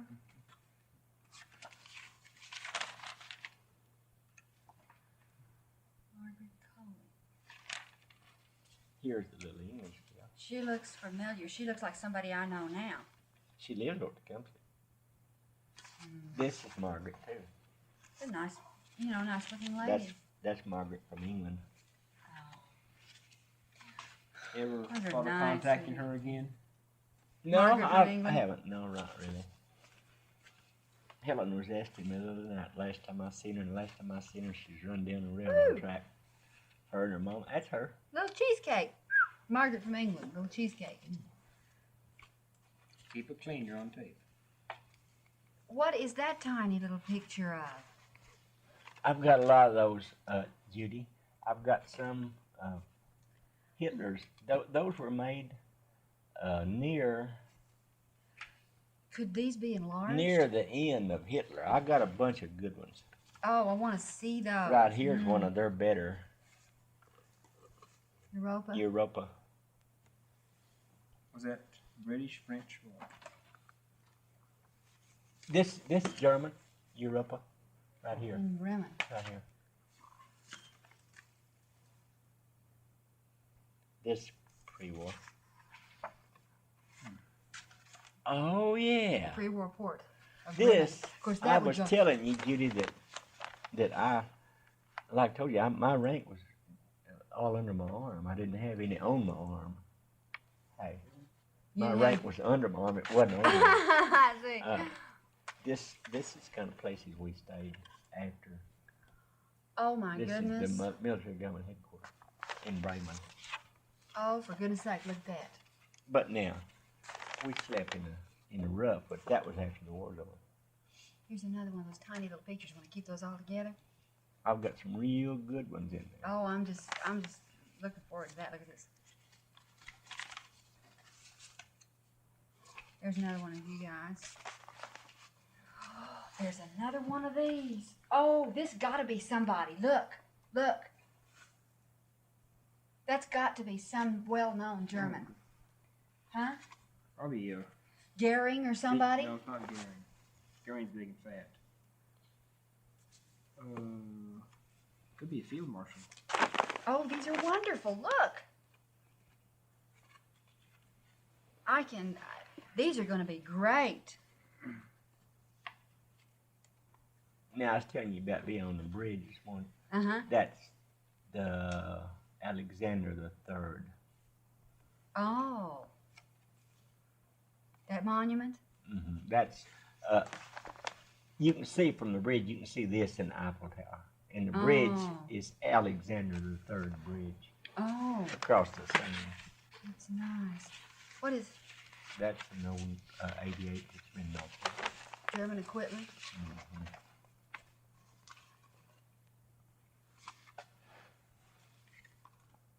This is Heidelberg right here.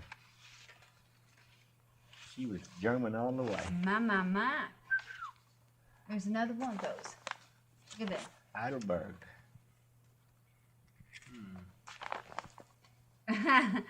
Are you being non-committal?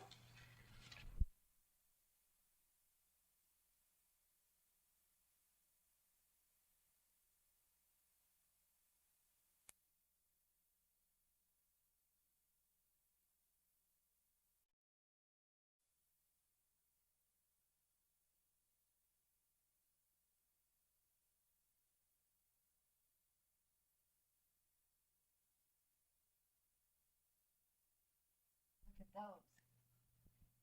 That's something I wouldn't see when I was. Oh. That I wanted to look at now and then. Sure. Here's a couple of tickles, so I can see Do them. you remember what town you got these photos at? The German photos? I sure don't. Like I told you a while ago, we were moving pretty fast, and I don't remember. I remember the old house and everything, but I don't remember. Maybe later on it'll come back to you. Where you Sure. might be able to pin That it would help down. us identify who these are. Huh? That would help identify who they are. It certainly Oh, would. And look shoot. at this one. It'd be a wild guess, really, right now. Well, you could. Well, that's fine. Look at that. Look here, Judy. I'm more interested in this than I am that other stuff. The foliage bergère. Well, Gay Paris. did you have a good time in Paris? Uh-huh. I imagine from the way you're talking. I had a good time everywhere I was. Good, J.D. Oh, there's another one of those little tiny pictures. Here's another one. If you find any negatives when you see them. She showed me everything she could about taking them off, didn't she? She's pretty active. Golly, Huh? she certainly was. I can't believe the wonderfulness of. Right here's some history. That's my gas bill. Oh, this here is Tecumseh gas bill. You want to make a copy of that? Right here now is something that's. Oh yeah, I can tell you about this, Joe. In most cases, this makes me think of the Autobahn. This is a bridge that used to be. Oh. That's a little Heil Hitler bastard there. Half of it. That made me think of what they Oh, did to their that's bridges. wonderful. And Look Joe at that. probably knows this on the Autobahn. You know that when I was telling you about the old boy emptying the black boys from Monet, Yeah. this is him right here, Benny A. Miller. Wonder if Benny is any relation to Jean. She's from Juanette Miller.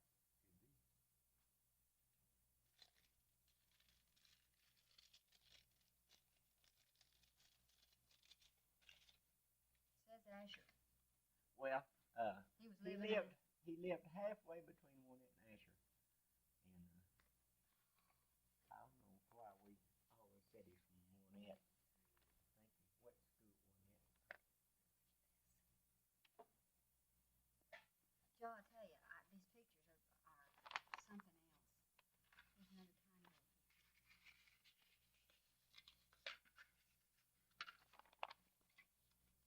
They are ready. Oh, that's another one. Oh, that's nothing.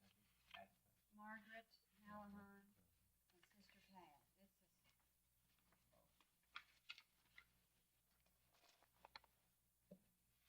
Dog. Who knows? It might be somebody's pet. Might have been Hitler's dog. Judy, I remember this building here real well. You know what? I took a lot of these pictures and had that old German blow them up for me. I sure did. Because I remember that picture there real well. Oh, You look at the architecture on it, Billy. and look at the military vehicles on the street. And look at this one. Look at that gorgeous building. Isn't that something? Oh, talk about your history and tradition. Look at that. That took my eye more than this. Oh, yes, Yeah, I made these pictures and then had that old German blow them up for me. He made me a picture frame. I'll show you a little bit out of a. Here's another one of the little ones. You don't know what they are, but it'll be interesting. It's some sort of a X. I don't know.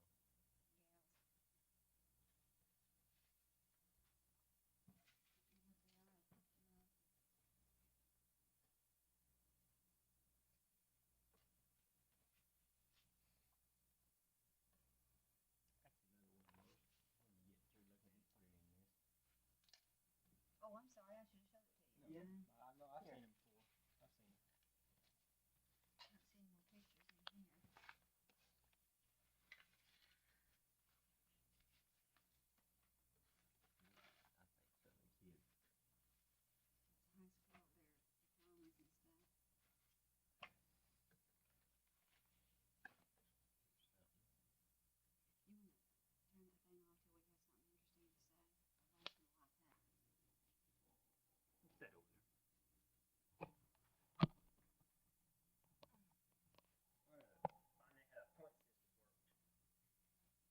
many points did you get? How should I phrase that question? I don't know. You were because I don't know what discharged they on the point system. Right. Well, how many points did you have to be discharged? Well, to start with, you started with 120 points, and they let everyone that had 120 points out. And when they came on down to 100, and right on down until everyone got out. And of course, they said when you was drafted, they said the duration plus, and they tried to get you out within 6 months. Okay, how many points did you acquire points by the day, week, month, or what? You got 5 points for Purple Heart. You got 2 points for each month overseas. You got 1 point for each month stateside.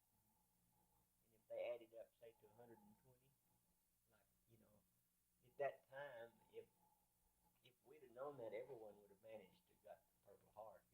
It was like nothing. I've seen people get it that was just horsing around, maybe in a briar patch or something, and they have to, give them first aid and they get a Purple Heart, which meant 5 points. And when I got out, I had 83 points, and when I got back, they was letting people out with 60. But I was having fun after the war was over, so I wasn't in a great big hurry to get home. Yeah.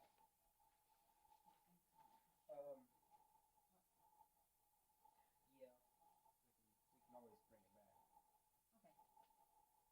I don't know.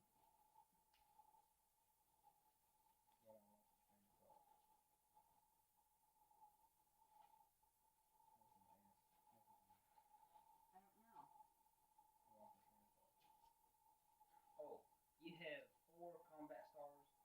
Yeah, right. Let's see. What does each star mean? It means for a major, well, like the Battle of the Bulge was a combat star, and the Ardennes was another. Yeah, they counted 5 points, right? So I got 20 right there. What 4 campaigns were you in? I have to look at I was in Ardennes, Battle of the Bulge, the invasion of southern France, and what was the 4th one? Would be Germany? Most likely. What did you do when Germany surrendered? What did you do on that day?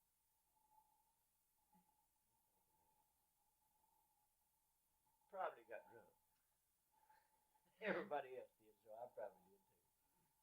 On that ring champagne? Yeah. Probably so.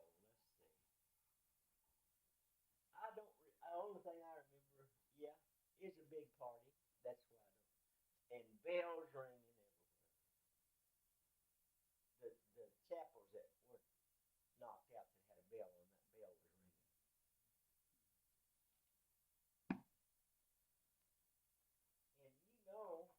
And most likely the Germans didn't ring their bells because we was in Germany, see. Uh-huh. The GIs rang their bells. You ever come in contact with the Russians? Yeah, sure did. Yeah. What were the Russian soldiers like? Belligerent. And I tell you what, let me tell you now before I tell you about the Russian soldiers. The soldier that I liked most that I met over there was probably the English soldier. He had more at stake than I like him better now than I did. Yeah. Because we thought we was a little bit superior. We had better uniforms. We got better pay. We was prouder of our equipment. And they was kind of lowly, compared to the great America. And the Russian soldier he was pretty belligerent. And I remember one time one of them stopped me and he was out of gasoline. And he wanted some gasoline. I said, go to hell, you Russian SOB. That's what old blood and guts told her. I ain't drinking no German son of a bitch. give one in the gas station. We had another one that he had been captured by the Germans, and we overran this German PW camp, and we took some of them and fed them and took care of them. And we had one we kept for an interpreter. And all I remember, his name was Kim, and he was really well educated. And he was a nice guy, real nice guy.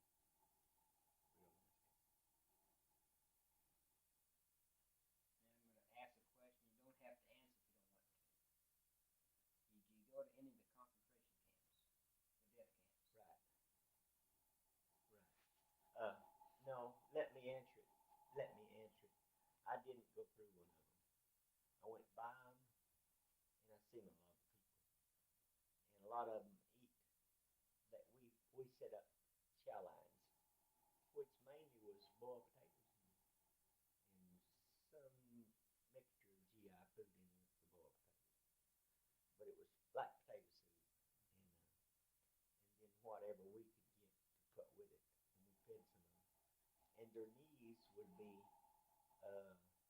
looked like 4 or 5 times the size a knee should be. Of course, it wasn't. It was a normal knee, but they had been heavy people, and the big part about them were their elbows and their knees. And some of them you could tell were looking might have been a man that would weigh 180, and at this point he weighed 100 pounds. So his knees was bigger than his legs. And the women looked, same way, big knees and elbows, and just hardly no arm or leg at all, just bone. The ones that and of course their eyes was real hollow. And yeah, I went by Purcell, and we had a lot of those people that we fed, but I didn't go through the ovens or Dachau and Purcell.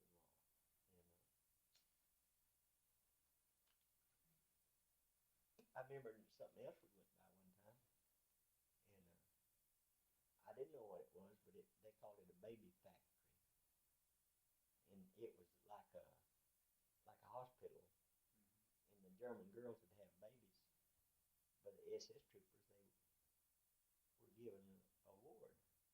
They had 5 babies, they got a real high award, about like the SS trooper would get, like our Congressional Medal of Honor. Yeah, they had what they call the Mother's Cross. Right. And they had and that was, and when they got 5, that was really a high award.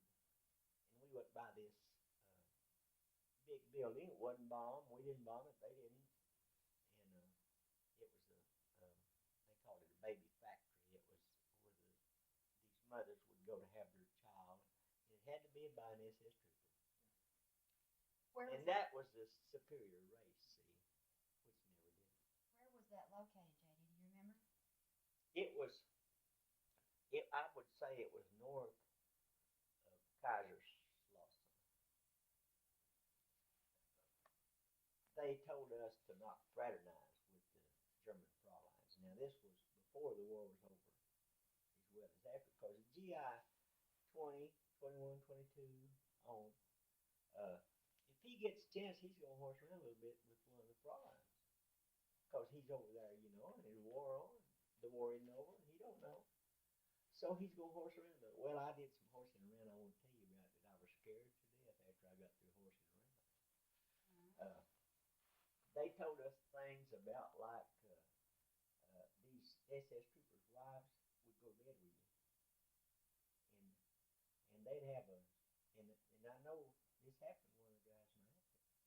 They'd have something like a straight blade razor, the old razor, and they'd go to bed with you, and they'd cut that thing off. And that was a fact. And they told us to not fraternize with the German Fräuleins. Well, one time we was at Purcell, and it was snow. And we was sitting, not doing anything. And me and this mail clerk from North Carolina, we was out wandering around, kind of looking around, and we run across a couple of Fräuleins that looked pretty good. And I guess Hitler picked them as kind of superior because they looked pretty good. They invited us to go home with them. And so we went, and it was about 4 miles. And we went before dark. And we got another guy. We found out where they lived and everything. We got another guy. This was before dark. We got another guy to drop us off. We took the Jeep and scouted it out and found out where they lived. We knew where we were going. And we got another one of our buddies to drop us off. And we were going to stay for the night. Well, about 4 o'clock in the morning, I got to looking around, and everywhere I looked, there was a SS trooper's picture on the wall and on the table and all over the house. And it was 2 SS troopers' wives. About 4 o'clock in the morning, I had done decided that I was satisfied for what I went for. And I couldn't go to sleep. And I told old Cassette, hell, I'm going to get out of here. So we got out, and it's 4 o'clock in the morning, and this was right during the time when the Germans was infiltrating behind our lines, and they'd find guys in sleeping bags, and of course it was cold as hell. They'd been in an old building, but still had to get in the sleeping bags. They warm because of where it is, and a lot of times they'd cut your throat in a sleeping bag, and they'd take that uniform, and they found a lot of them in uniforms. And we had guards thick, and you had to know a password each day, and there was a color of the day each day. If you happened to be in a vehicle, and orange was the color of the day, you better have orange on that vehicle somewhere. Okay,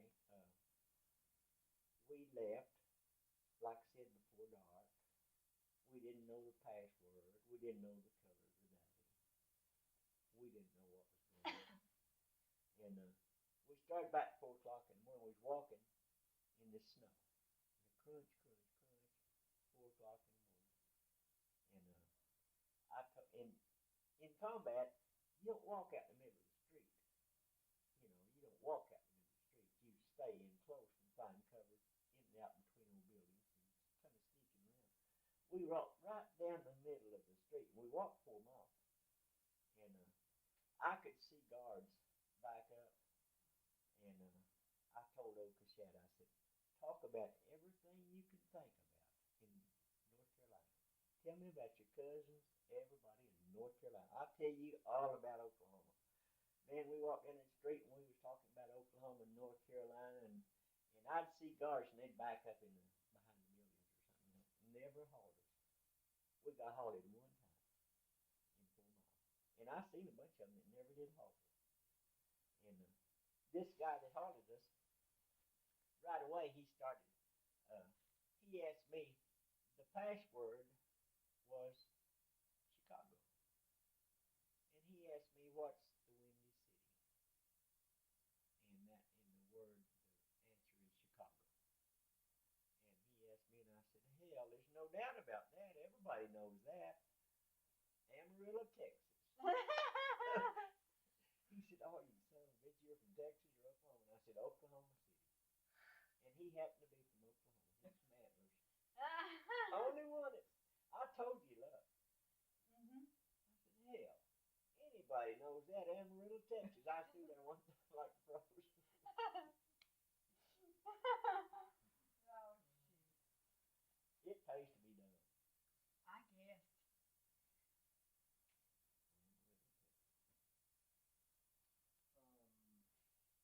You need to ask him about his own background before we go out to trivia. Because we haven't covered that at all. You want some more coffee, though? Yeah. Really not a whole lot to it. Hey, we do have fresh coffee. Did I put another tape on? Why you getting close to me? Well, it's about 3 or 4 songs.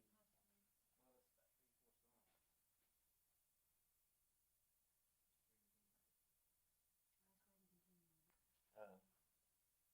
I retired the first of the year. And about 1st of October, I knew I was drinking too much. And I don't think Judy ever saw me drunk in her life. And a lot of people said I didn't know J.D. drank. Well, I went to the alcohol treatment center at St. Anthony's, and I enjoyed every bit of it. I was there 28 days, and it's just great for me.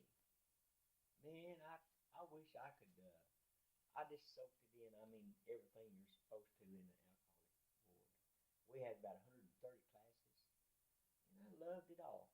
I tell you what, if I could have went 20 years ago, I learned things that's making me happy. I learned how to be positive, and I always thought I was fairly positive, and I learned to be real happy and not look at the dull side, which is negative. And I learned a lot of things over there that would help me to live a better life. And anyway, really, there's not much to cover in my life except from the first grade in school to my dad got killed when I was in the 6th grade, and I skipped the 7th. But I was 11 when he got killed, and he got killed in January 25th, 1933, and which was 5 days after Roosevelt's inauguration, which was I believe 10 months after Hitler took over Germany, head of Germany. And I remember when I was a kid, man, I read all about the World War II, before we got there. And it was 1939 when Hitler started his march in Czechoslovakia, Poland. And me being a boy, I told him, I said, you don't know a damn thing. We was watching Winds of War, and I said, hell, I'm surprised. And I'd ask her things about, like back here,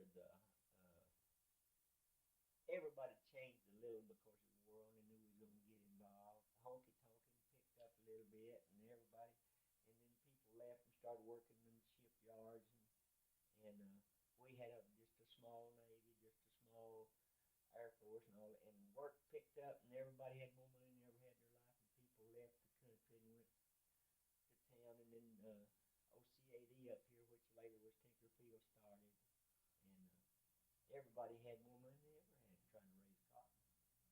And old Helen was out here east of town on farms, didn't have any brothers. They didn't have one member of their family that was involved in World War II.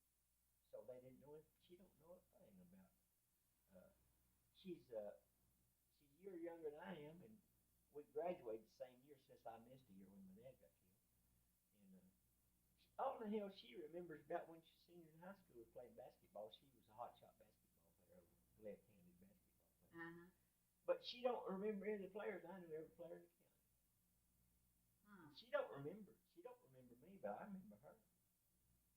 She was a little old skinny. I thought she was Indian. I was looking at those plump blondes. But she don't have any remembrance at all of World War II, like I'll Be Back in a Year, Little Darling, the song from World War II. Well, when they first started the draft, we wasn't in the war, so they drafted a guy for a year. And some of them did their year and got out before it in Germany and before Pearl Harbor. And so but they had to go right back again. And some of them said, I'll be back in a year, Little Darling. Got in, say, 6 months before Pearl Harbor. Well, they didn't make it. They'd gone as long as I was. Or longer, really. But anyway, about all it amounts to is up to 12 years old, just a normal boyhood, which, it was good. We had a big family, but we had parties. There was a party at our house all the time. Lots of kids. And then when my dad got killed, for about a year, I was a little old animal. I missed school. And I just had a mental block. I made straight A's up till then. And it took me probably till I was a sophomore in high school to recuperate. I skipped the 7th grade completely. This Jack Roberts, the basketball coach, talked to my mother and told her if I'd come back, he'd let me start in 8th grade. Well, that wasn't too bad. Completely skipped half of the 6th and all the 7th and started in 8th grade. And I had it tough. It really hurt me more because I'd been used to making good grades. And I was always competitive. And it really hurt me. And I wouldn't have started if he hadn't let me do that. Because all of my class was already They was going in as freshmen. And that part, and then through high school, and then a year in the CC camp because things was tough. And I went to CC camp and made $30 a month, and I kept $5 and sent my mother $25 to live on. What did you do in the camp? In CC camp, Yeah. I signed up. I wanted to go to Montrose, Colorado, but I went to Purcell, Oklahoma. I was just a little ways. I could almost walk home. Purcell to Tribute. What'd you do? Planting grass and trees, soil conservation. And I did that for a year.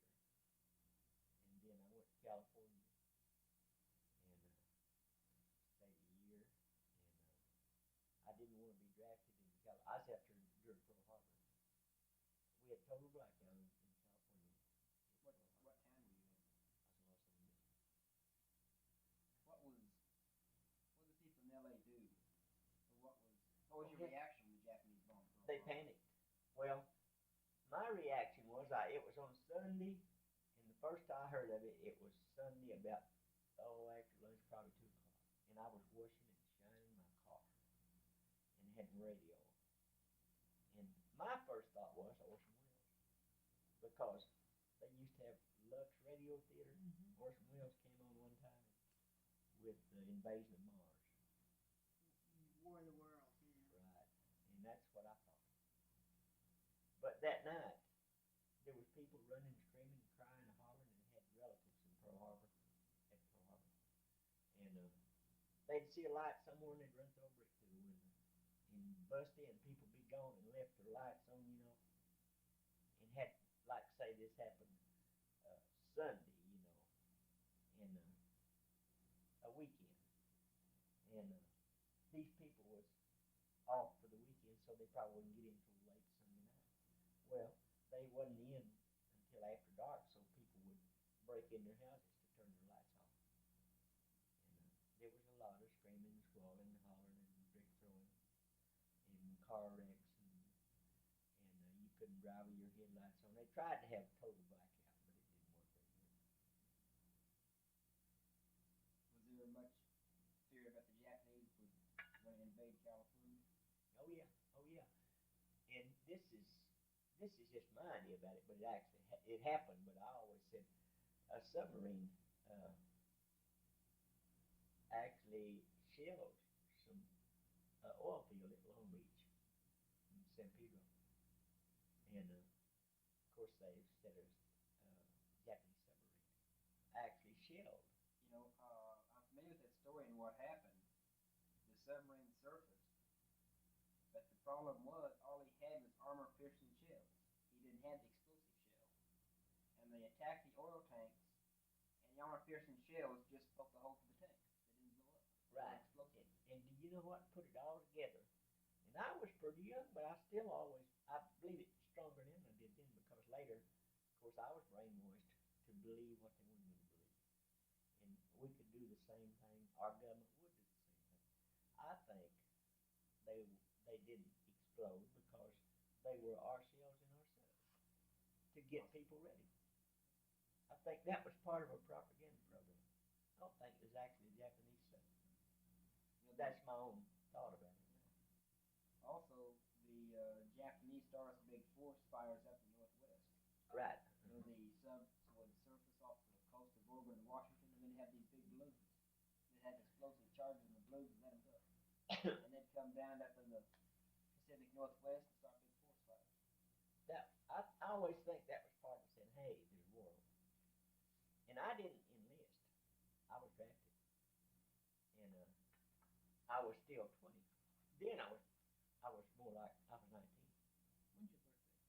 July 10th, What year? 1921.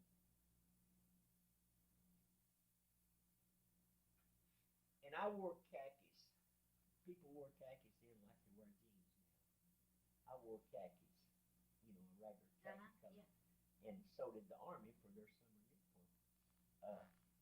A lot of times I'd have on khaki pants and khaki shirt, and I worked in California. And I'd stop somewhere to gas up or something. And maybe some gas station attendant station, and I said, I'm not in the Army.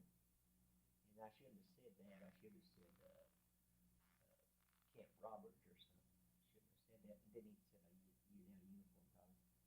But anyway, his boy had already gone, or enlisted. And then you had to hear that lecture that sometimes now I don't lecture to the younger set because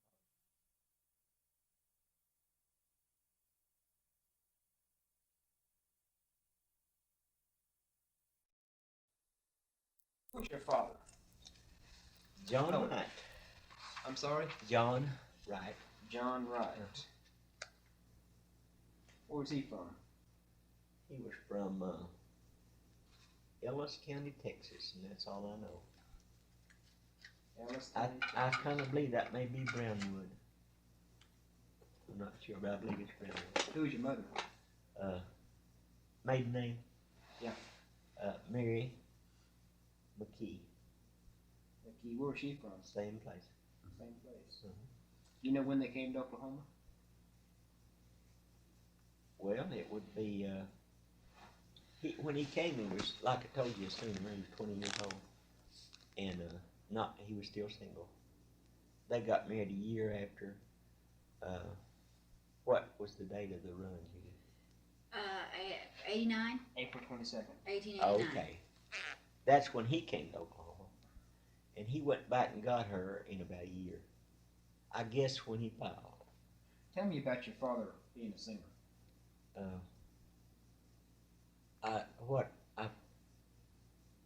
He was sooner because he was just 20 years old.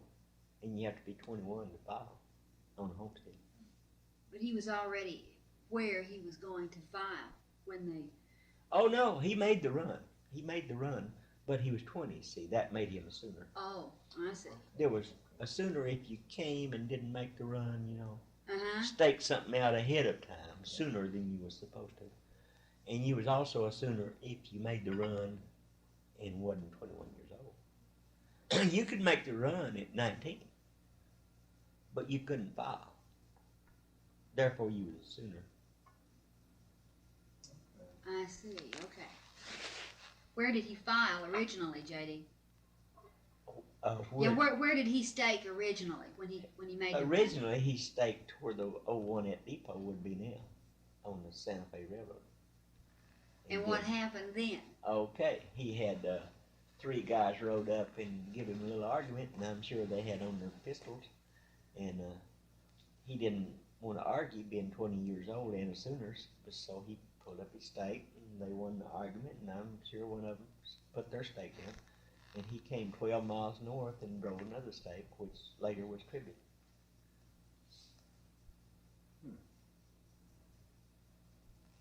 Did he live on the farm till he was 21? Yeah. Mm-hmm. And I don't know. I'm almost sure this is what's happened. I know he didn't. Him and my mother got married at Ardmore, Indian Territory. It wasn't statehood. Uh-huh.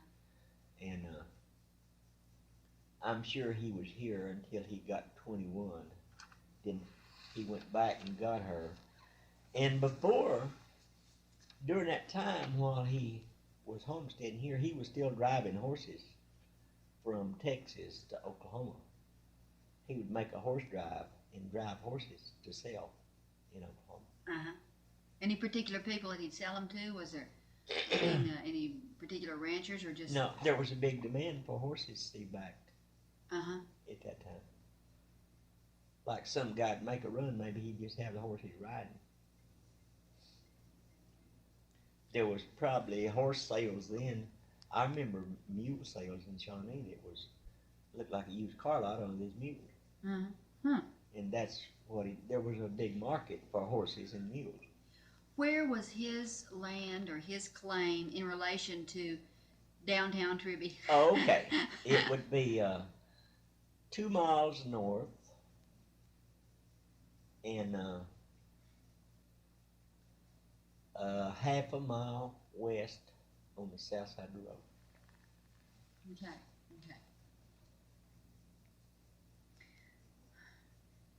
And at that time, the closest town was Burnett, Old Burnett. Uh-huh. And there was no Tribby. I believe someone could check me on this, but I believe the railroad through Tribune was built in, I know this old Highway 18 was built in 1926. Uh-huh. The old Highway 18. Yeah. Uh-huh. And I believe the railroad was probably built in about, I'd say in the early 20s. Probably pretty close to the year I was born, or maybe back between that and the end of World War I. Uh-huh. Did you know Mr. Tribby? Mm-mm. No. I knew his son real well, Elmer Tribby at Maud. Were you born on the farm? No. I was born a half a mile west of Tribby. What was a half a mile west of Tribby? That was another place where we moved from the old homestead. Why'd you move? I don't know, Judy. Don't really know. You Probably looking oh, for... young at the time. Probably still... Yeah, I wasn't born. Probably still looking for a better place.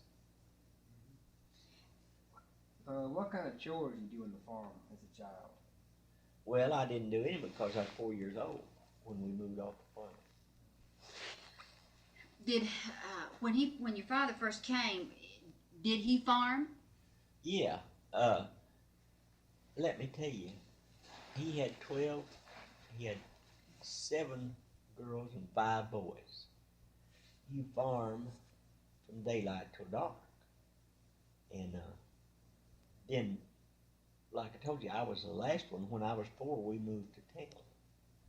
And at that time, he did everything, to make a living for that many kids. Uh-huh. Of course, by that time, too, I've got nieces and nephews older than me, because their sisters was the older.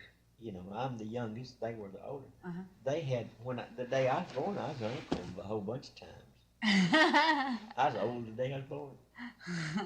And then after we moved to town, he worked in, that was the big oil boom, like Earlsboro and the Seminole boom and Maud, and mostly he worked around Maud. That was about 26, 25, 26. Right. I'd say 25 up till 29.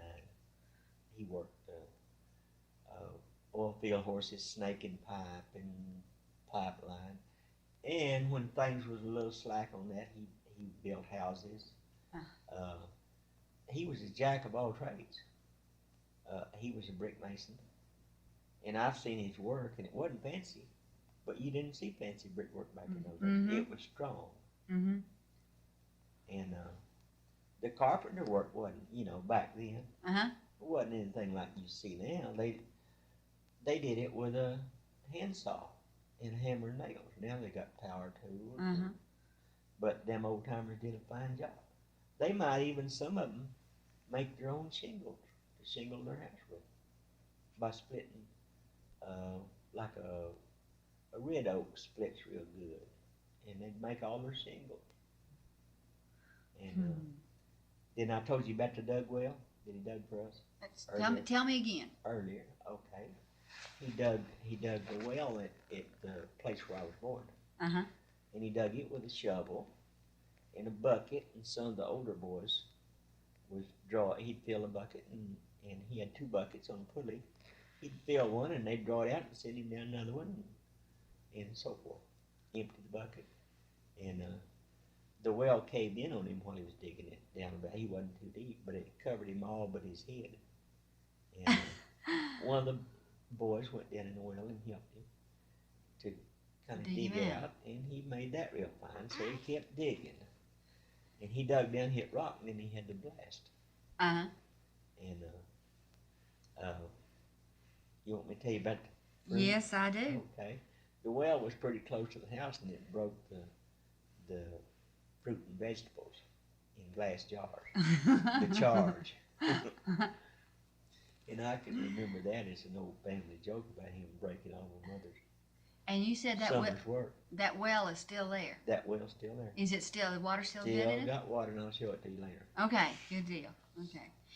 When and why and where did he become a lawman? Why did he do that? He was always a peacemaker.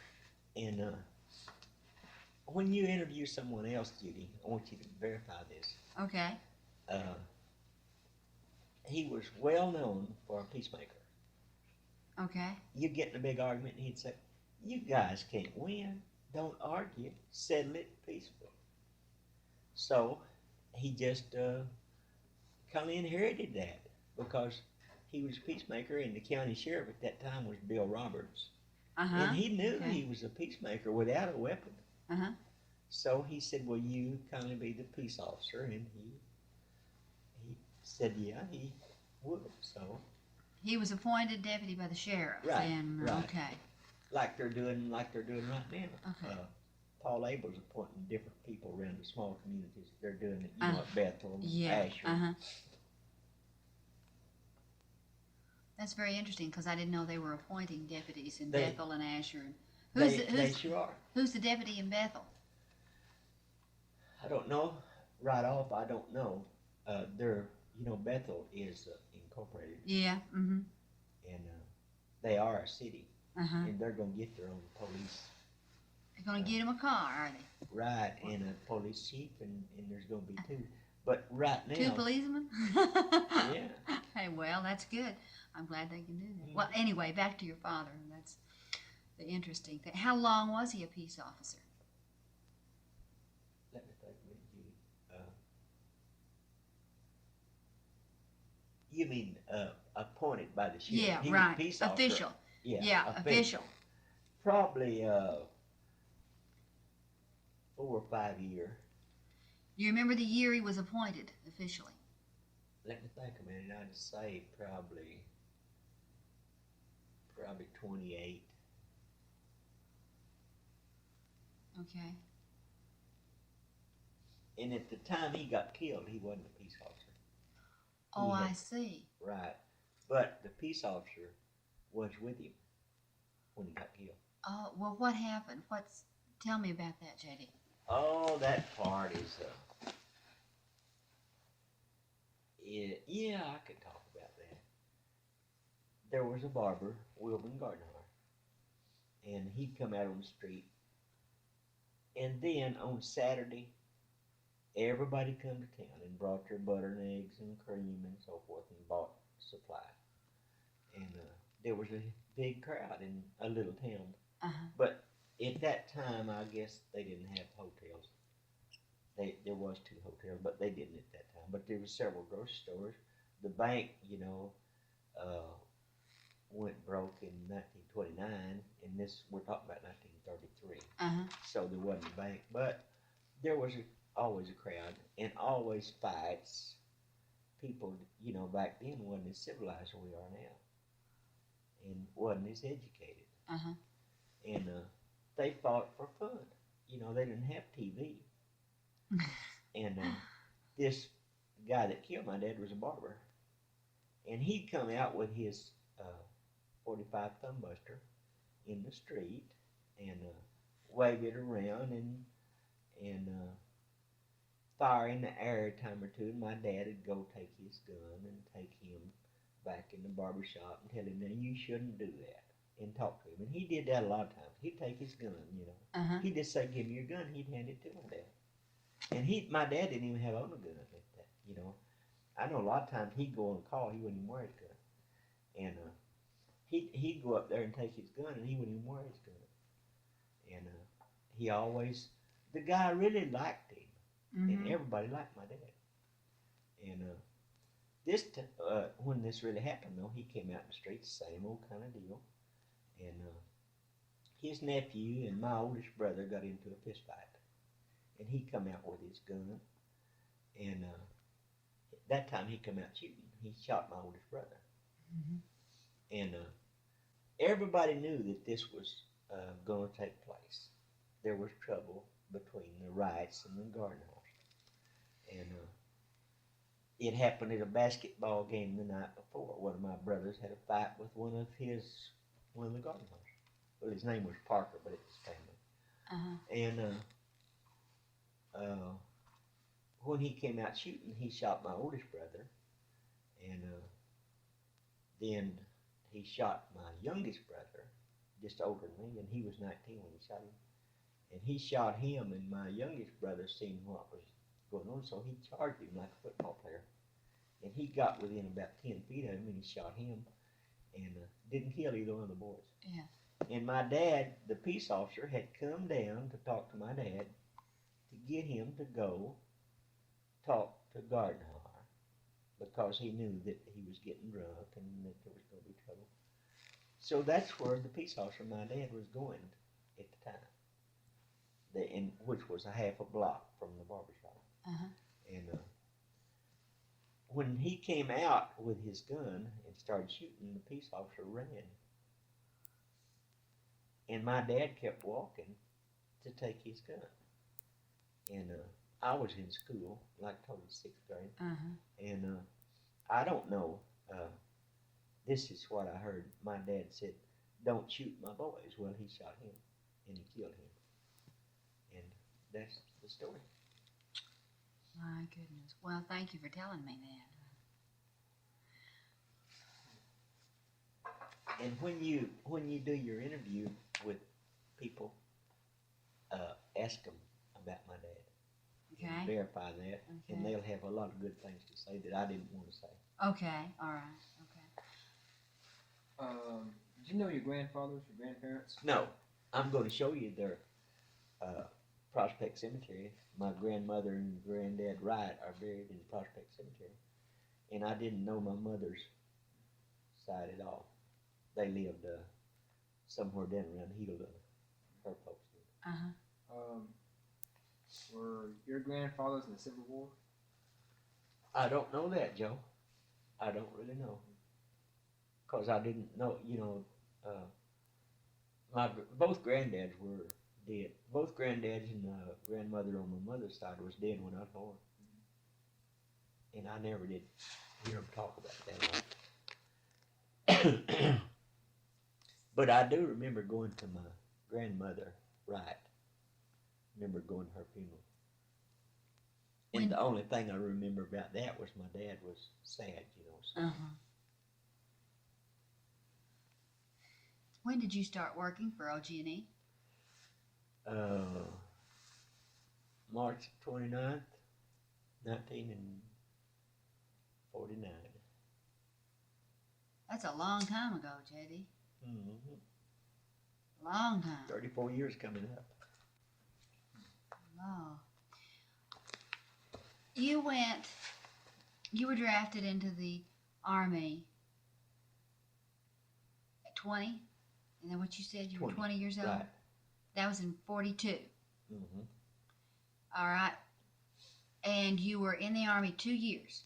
No, 4 years. 4 years, okay. You were in France and Germany and all that Right. for 2 years. Right. And then 2 years after the war was over. No, 2 years. Well, it was 3 years and 9 months. So I had a year and 9 months in the States and 2 years in France and Germany. Across the water. Right.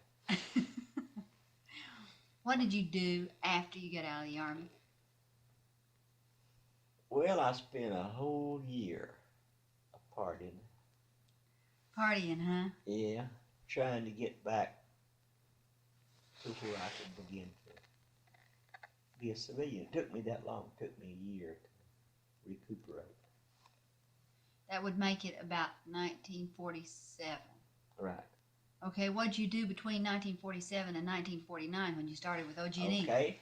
I went to California and worked for John Deere for 13 months. And I came back to Shawnee. Well, before I went to California, I drove a tanker truck hauling up crude oil. And For which company, J.D.? Phil A. Hubner in Edmond. You nearly caught me on that. Okay. Phil A. Hubner.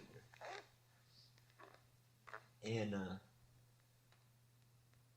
then later is when I went to California, worked for John Deere. And then I come back to Shawnee and worked for Vericolor Duplicator, which is not in Shawnee. I don't think it exists anymore. I think you're right. And from there, I went to work for OG&E. What'd you do for John Deere? I was shipping and receiving clerk, and I worked in the office a half a day. We had a Cardex filing system, and I posted and filed. And this John Deere was a warehouse, and in California, you had the John Deere dealer had to have Caterpillar and John Deere because of so much heavy equipment, like their irrigation plows. And so I worked in a big warehouse that was Caterpillar and John Deere. Were there a lot of people from Oklahoma and California at that time? Bunches of them, Judy, and they just kept coming. What was the reason? Jobs? What? I would say, I would say more jobs, because at that time, I looked for a long time after I got out of the Army to get a job, and I didn't find anything I wanted. There wasn't a lot going on in Oklahoma then, like now. Were the jobs really hard to come by? They were hard to come by, real hard. Real hard. But That's why I wanted to go to work here. I knew some people was lucky enough to want to work for oil companies. And I had my application. I went to Tulsa and put in my application. But I didn't get called, and I was getting hungry, so I went to California. Yeah. I just was curious about that. When you first started for OG&E, what'd you do? I worked in a line crew. Learning to be a lineman. Did you ever climb poles? Oh yeah. That's where I started. Climbing poles, Right. directing the old lines. That's where I spent some rough climbing for 7 years before I went to service department. And I'll tell you the truth, when I went to work for OG&E, they gave me a choice of working inside, and I said no, hell no. And I thought of a line crew as something more like combat in the Army. Yeah. Well, And I that's sort thought, of well, I guess. I want to do something dangerous, so I wanted to be a lineman. No, I guess so. Did you ever have any bad accidents bringing that line? No, Judy, that's something I'm proud of. I've seen a lot of people killed, and there's more people east of Shawnee in the cemetery that I knew, old-timers with OG&E, than there is in the company of OG&E today. And some of them were killed. And I've been around crews where we had accidents. And I worked 33 years and 9 months without a medical attention, without a vehicle accident, and no fatality. That's terrific, J.D. Oh, remind me to show you something before you leave. Okay. JD, I was wondering. Stop your little deal and let me just show you right now. Now, say that again about the pretty boy Floyd's brother. Telling you earlier this morning about the shuttle bus that went around Camp Gruber. Yeah, right, yeah. Okay. Before I started on the bus, Pretty Boy Floyd's brother was one of the bus drivers. Oh. He later was the sheriff at Sallisaw, whatever county. I believe it's Sallisaw County. I'm not sure. Okay. I met him. Sequoia. Okay, Sallisaw. He was Sallisaw is the county seat of Sequoia County. Right. Okay. Yeah. He was the county sheriff of Sequoia County. And I met him while I was there at Camp Gruber. And then when I went back this 2 years ago, I met this old timer, and his name was Jack Davis. And he was the guy that I'd met, and we got to talking, just accidentally found out, that I knew him, because what was it, 40 years later, or 38 years probably.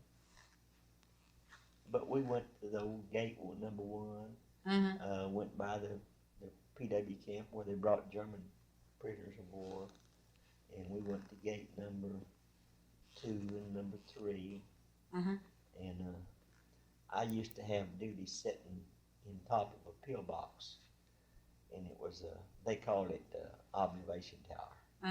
And every hour on the hour I had to call and report, that everything was all right during the night.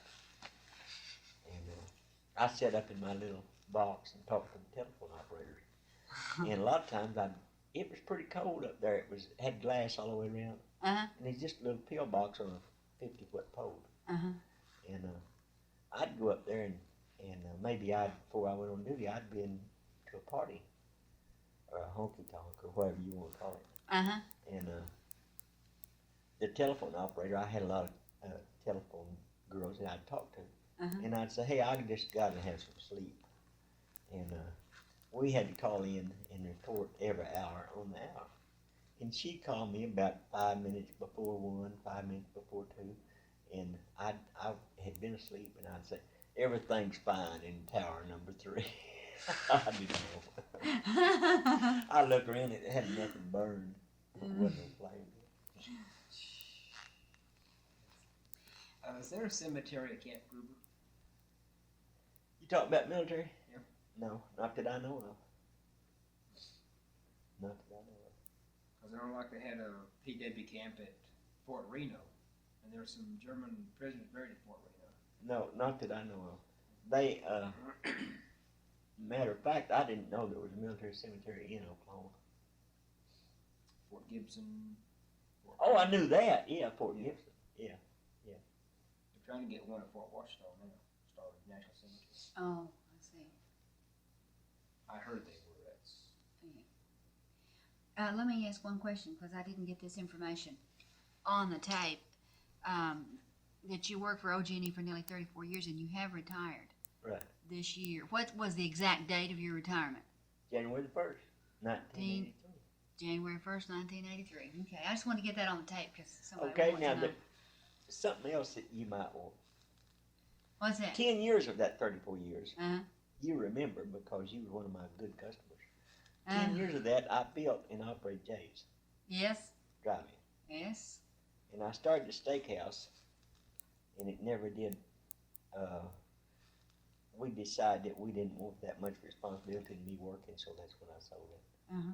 But we run that for 10 years. Uh-huh. Jay's That was Steakhouse. my second. That was my second job. Yeah. Mm-hmm. A lot of overtime. That's Jay's Steakhouse over at Tecumseh. What's the name of the guy that bought that from you, Jay? Paul Buckmaster. Paul Buckmaster. Okay, and they turned it into a big fancy restaurant over there now. It's a nice Still place. called Jay's? Yes, it's still called Jay's. I still got first mortgage too. Okay. Have you got any more questions? Not, at least not for this session. Yeah, not this session. Okay.